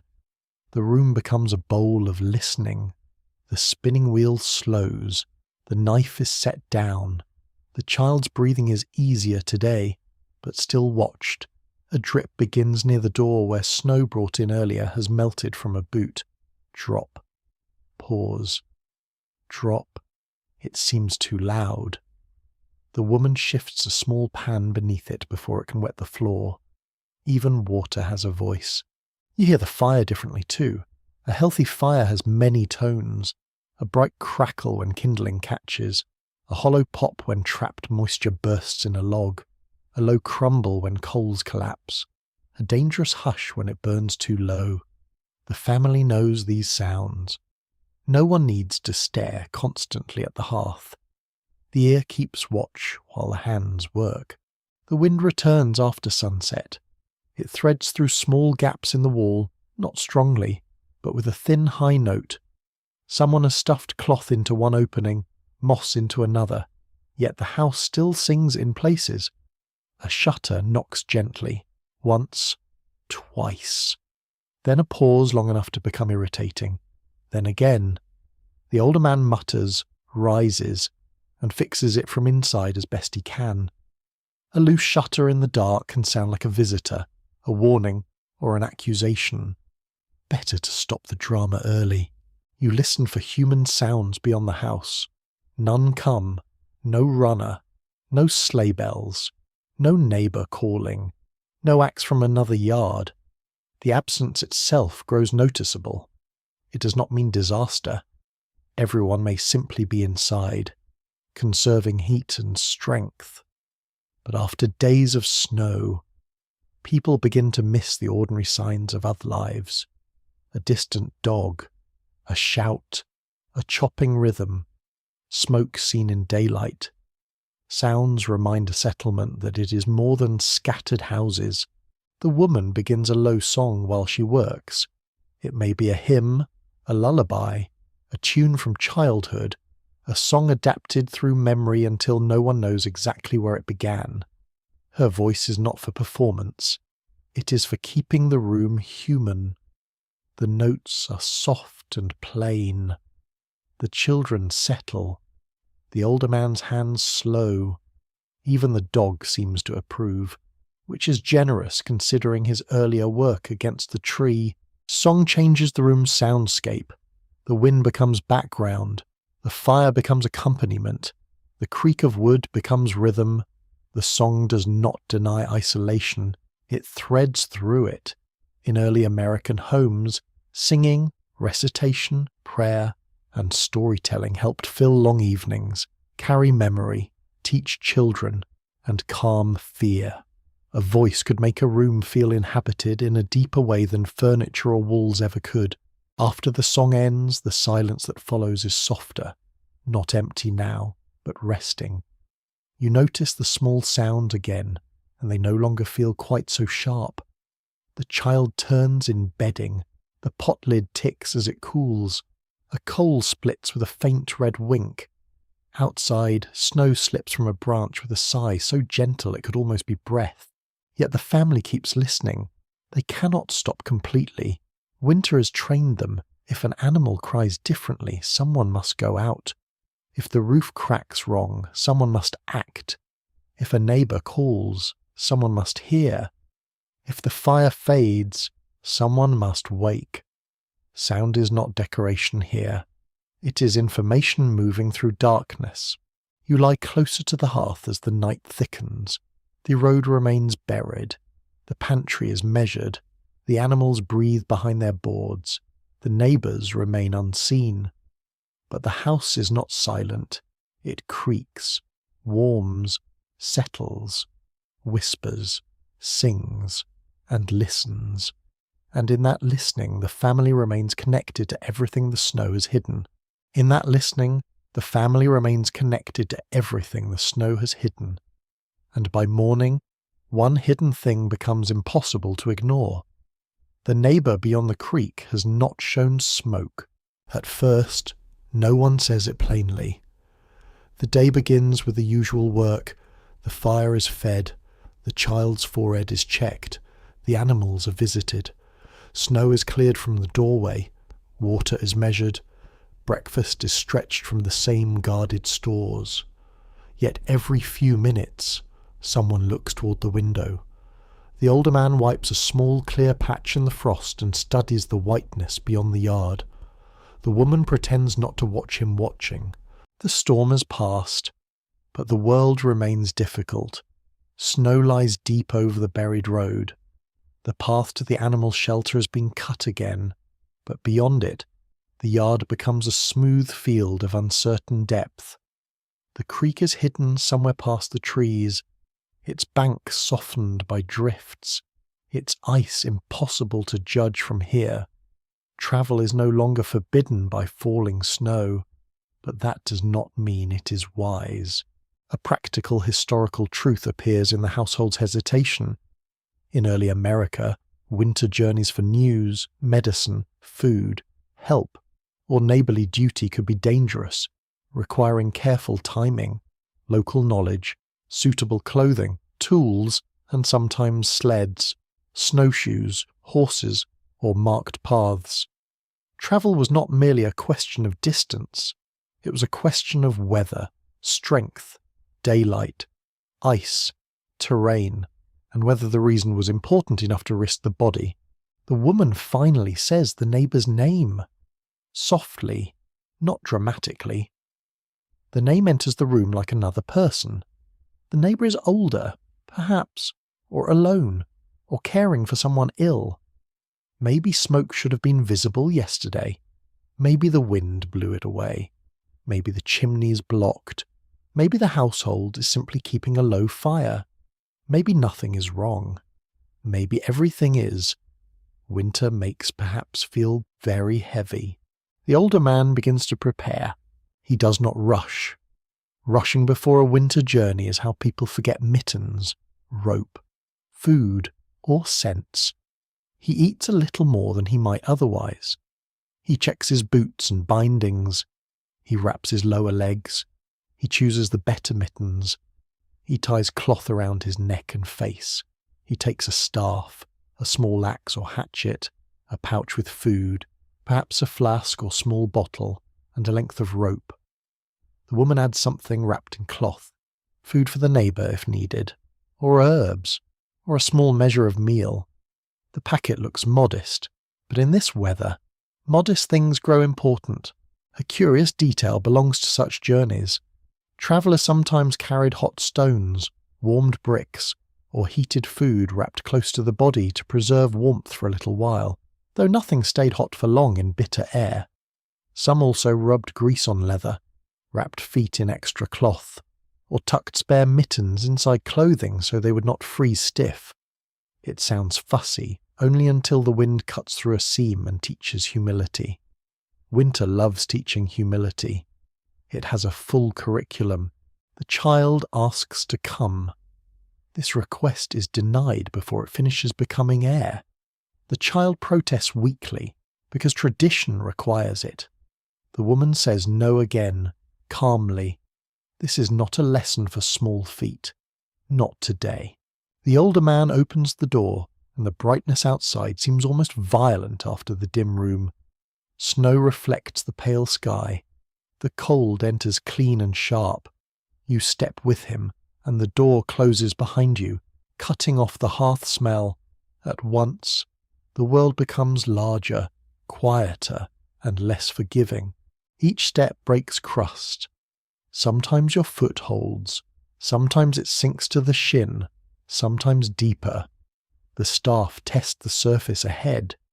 The man follows the line of the fence as long as he can, because fences are maps when roads disappear. The fence posts rise from snow like dark, worn teeth. Wind has scoured one side nearly clear and buried the other. You learn to place your feet where the snow looks less swollen, where grass tips show, where older tracks may still exist under the crust. There is still discussion among historians about how much winter travel in early America followed formal roads, compared with improvised local routes shaped by fences, rivers, ridges, native trails, animal paths, and seasonal knowledge. A road might be the official way in autumn, but the foolish way in February. The sensible route could bend through woods, cross a frozen meadow, or follow a windbreak. Maps preferred lines. Winter preferred judgment. The trees receive you with a different kind of silence. Snow lies on branches, thick and rounded. When wind stirs, powder falls in soft bursts. The man pauses often, not because he is lost, but because he refuses to become lost. He turns to look behind. The cabin is still visible at first, then partly hidden by trees, then gone. Now the way back must be remembered by shape, slope, fence, and the marks he makes with the staff. He breaks small branches at eye level, not enough to harm the tree badly, only enough to leave signs. He notes a leaning trunk, a stone barely visible, a dip where the land falls toward the creek. Your breath grows loud inside the cloth near your face. Moisture freezes along the edge. Your thighs ache from lifting through snow. The packet of food seems to gain weight with every step. The man does not talk much. Speech wastes breath, and breath is needed for walking. You begin to understand why rescue in winter often starts as something slow, ordinary, and deeply uncomfortable. No heroic music, just crunching snow, burning lungs, and the ancient question of why humans live in places where water turns into architecture. At the creek, the man stops well back from the bank. Snow has softened the edges, hiding where land ends and ice begins. He uses the staff to probe. Hollow sound here, firmer there. He listens. Water moves faintly beneath the ice, a low dark murmur. The crossing used in autumn is not safe now, or at least not clearly safe. He studies upstream, then down. A fallen tree lies partly across a narrower place, buried in snow but solid at its base. He chooses that way. Crossing takes time. 1 foot, staff, pause, another foot. The ice near the log creaks once, and every muscle in your body becomes religious. The man waits, no further crack. He moves again. Snow falls from a branch into the creek bed with a soft rush. You reach the far side and climb slowly, using roots under the snow for support. The neighbour's house appears after another stretch through trees, low and half buried like the first cabin, but quieter. Too quiet. The chimney shows no smoke. The door is drifted but not fully blocked. The man calls out before approaching. His voice sounds strange in the cold, swallowed by snow and trees. No answer comes. He clears enough snow to reach the door and knocks hard with the staff. Once, twice, at last. A faint sound from inside, a scrape, a voice, thin but present. The door opens inward after effort, and warmth, stale air, and the smell of a failing fire drift out. Inside, the neighbour is alive, but weak, and the hearth has nearly died. Perhaps illness held them down. Perhaps wood inside ran short. Perhaps the storm blocked the door and fear did the rest. The older man moves quickly now. He does not make a speech about community. He tends the fire. He opens the ash, finds a coal barely alive, feeds it with the smallest kindling, then larger pieces. He gives the packet of food. He checks water. He speaks in low, practical phrases. You see how rescue is often not dramatic lifting from danger, but restoring the chain of survival one link at a time. Fire first, then drink, then food, then more wood within reach, then a plan. When smoke begins to rise from the chimney, it is more than smoke. It is a signal to anyone watching from the settlement. It says life remains here. It says the line between houses still holds. It says someone came. The return journey will be tiring, but the man will not travel back empty of purpose. He has seen the neighbour. He knows help is needed again tomorrow if weather permits. He knows the route now, broken in both directions, and behind him From that small rescued hearth, smoke lifts into the pale winter air, thin but visible. Writing the morning's answer above the snow, smoke lifts into the pale winter air, thin but visible. Writing the morning's answer above the snow, and by the time you return to the cabin, the meaning of that smoke has already travelled faster than feet. The woman sees it from the window. The child sees her shoulders loosen. The older man comes back with snow on his coat, ice on his cuffs, and the tired look of someone who has spent strength wisely but still spent it. The door closes behind him, and warmth gathers around his legs. He says the neighbour lives. The words settle into the room with more force than a large meal. The child asks whether the neighbour will be all right. The older man answers with the honest caution of winter. For now, there is that phrase again, plain and strong. For now means the fire is burning. For now means food has been left. For now means someone will look again when weather allows. The household absorbs the news and returns to motion, but the room feels changed. The invisible line to the next cabin has been restored. The buried world is still difficult, but not entirely closed. A path has been broken. Smoke has been seen. Concern has become action, and action has become memory. Then, slowly, another change begins outside. It does not look like spring at first. It looks like wetness. A drop forms at the tip of an icicle and falls. Then another. From the eaves comes a small, irregular ticking. The snow near the south side of the cabin sinks and darkens. The packed path to the animal shelter turns slick on top and heavy below. Sunlight, weak but present, touches the yard with a pale yellow softness that almost feels suspicious after so much grey. A basic historical fact belongs to this uneasy moment.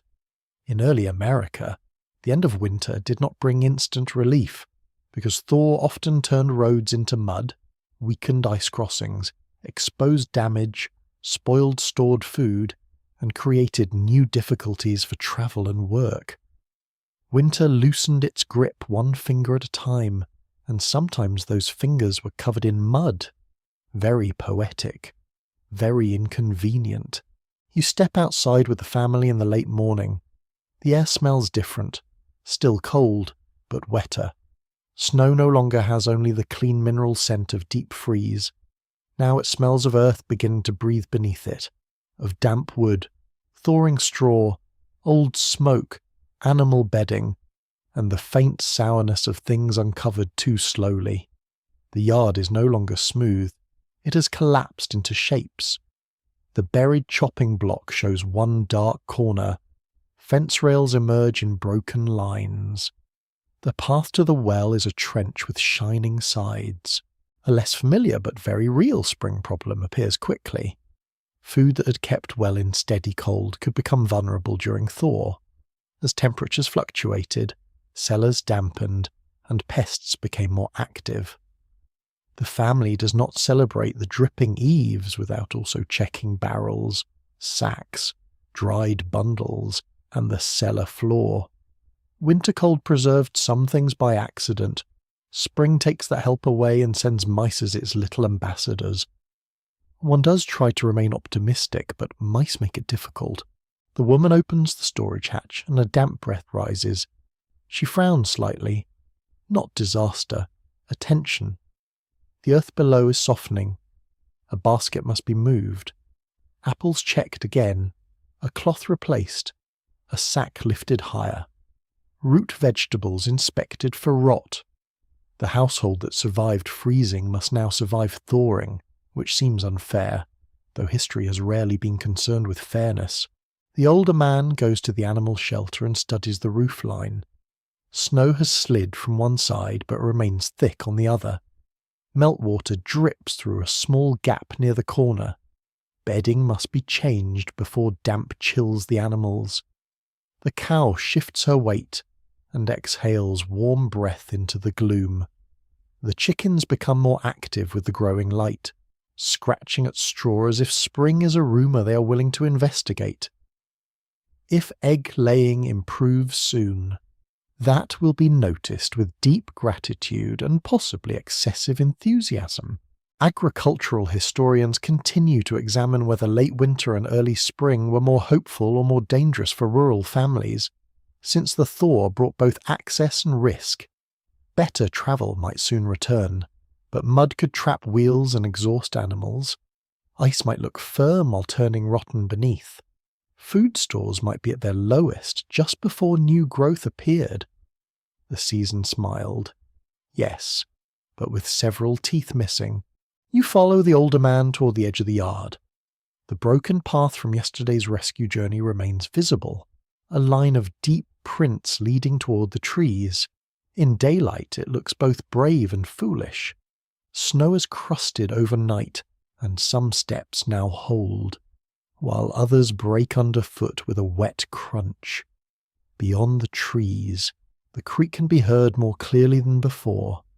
Water is moving under the ice, louder now, restless and dark. No one crosses casually. Not yet.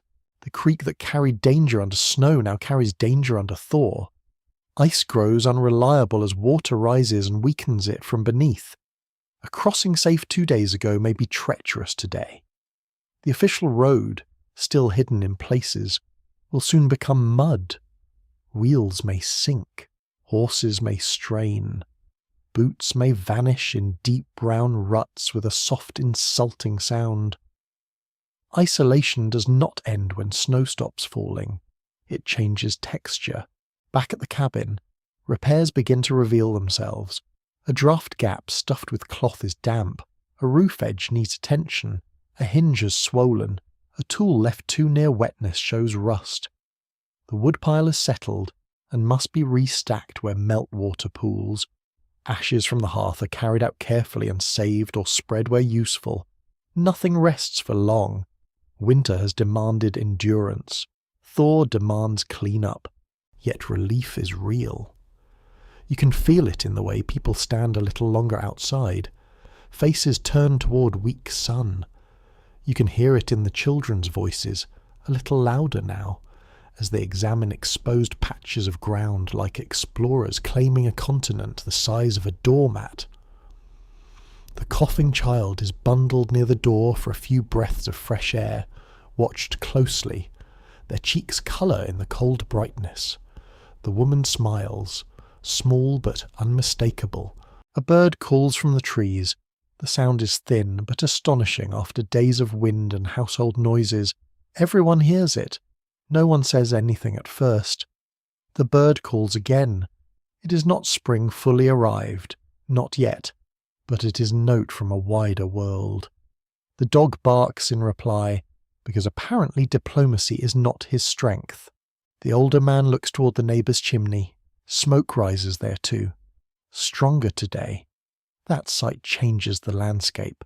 The cabins are still separated by snow, water, mud, and effort, but they're no longer lost to each other. A visit may be made again. Food may be shared if necessary. News may travel. The settlement begins to reassemble itself in the mind before it reassembles underfoot. Inside, the hearth still matters. The fire still burns. The food is still measured. The clothing still hangs smoky and damp. But the house no longer feels quite as sealed. Light lingers longer near the window. Drips count time from the eaves. The road, though not usable, has begun to remember its shape. The world is returning in fragments, and each fragment brings work along with hope. By evening, the yard glows faintly under a sky clearing at the edges. Snow remains everywhere, but its surface has changed. It is no longer the smooth blank page of the storm. It is marked by paths, tracks, melt lines, fallen branches, animal prints, and human decisions. Winter isolation is loosening, not ending. The family knows better than to trust one mild day. But they also know how to receive it. You sit by the fire as the last drops fall from the roof into the dark. Each one sounds like a small clock beginning again. Each drop sounds like a small clock beginning again. And over the next days, the clocks multiply.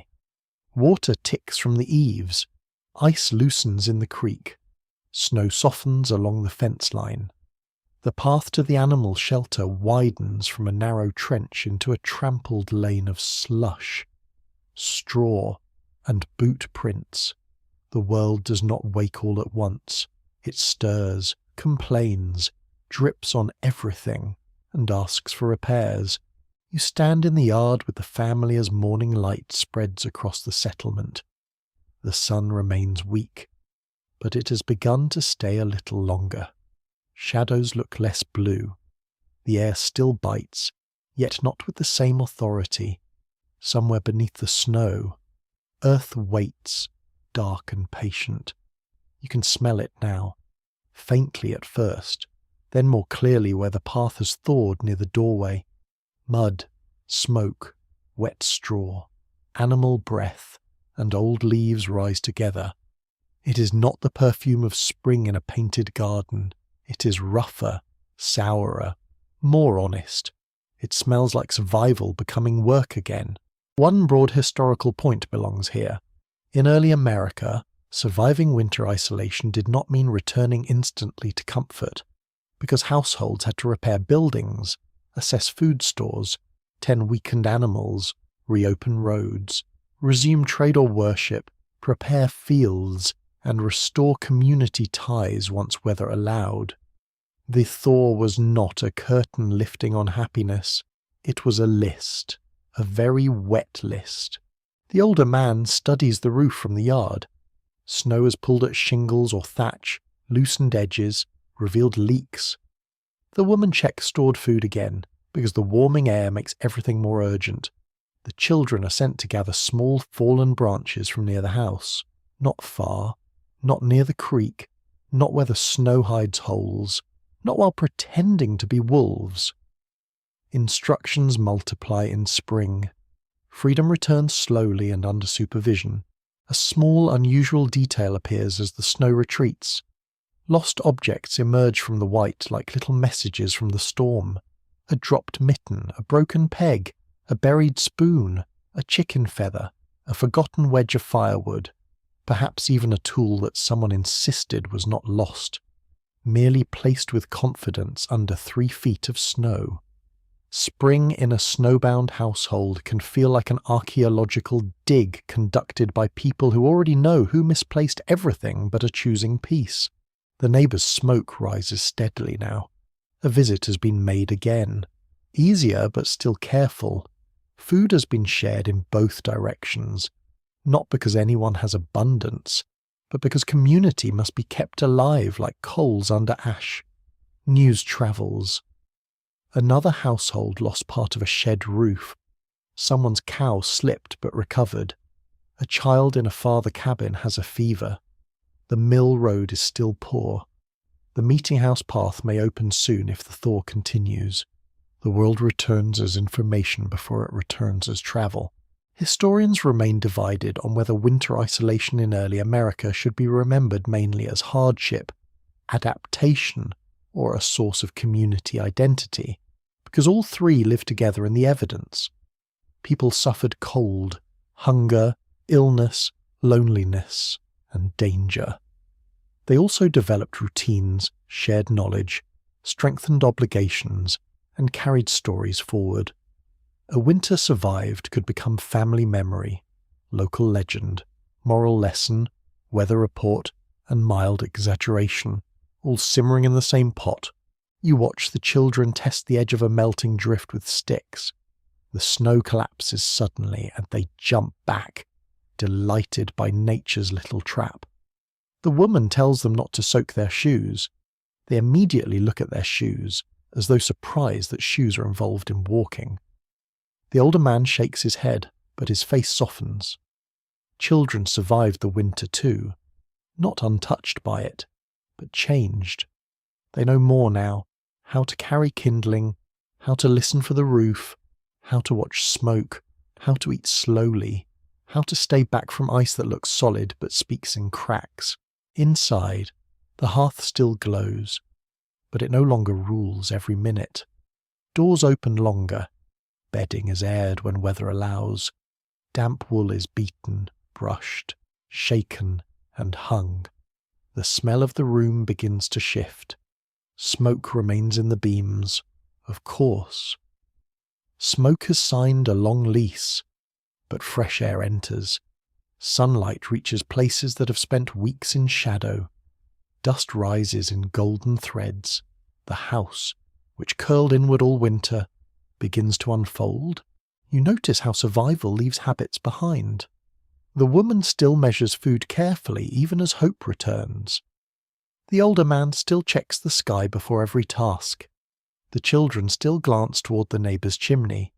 The fire is still banked with respect. The water pail is still covered. The door is still closed against draughts, though not with the same urgency. Winter has trained the household, and training does not vanish with one mild afternoon. Beyond the yard, the road begins to show itself in pieces. A rut here, a muddy hollow there, a broken branch marking the edge. Soon feet will pass again, then perhaps a sled over the last snow, then a cart when mud allows, then hoofprints, visitors, news, errands, obligations. Isolation loosens like a knot worked carefully with cold fingers, not snapped, loosened. The creek runs louder now. Its ice darkens and lifts along the edges.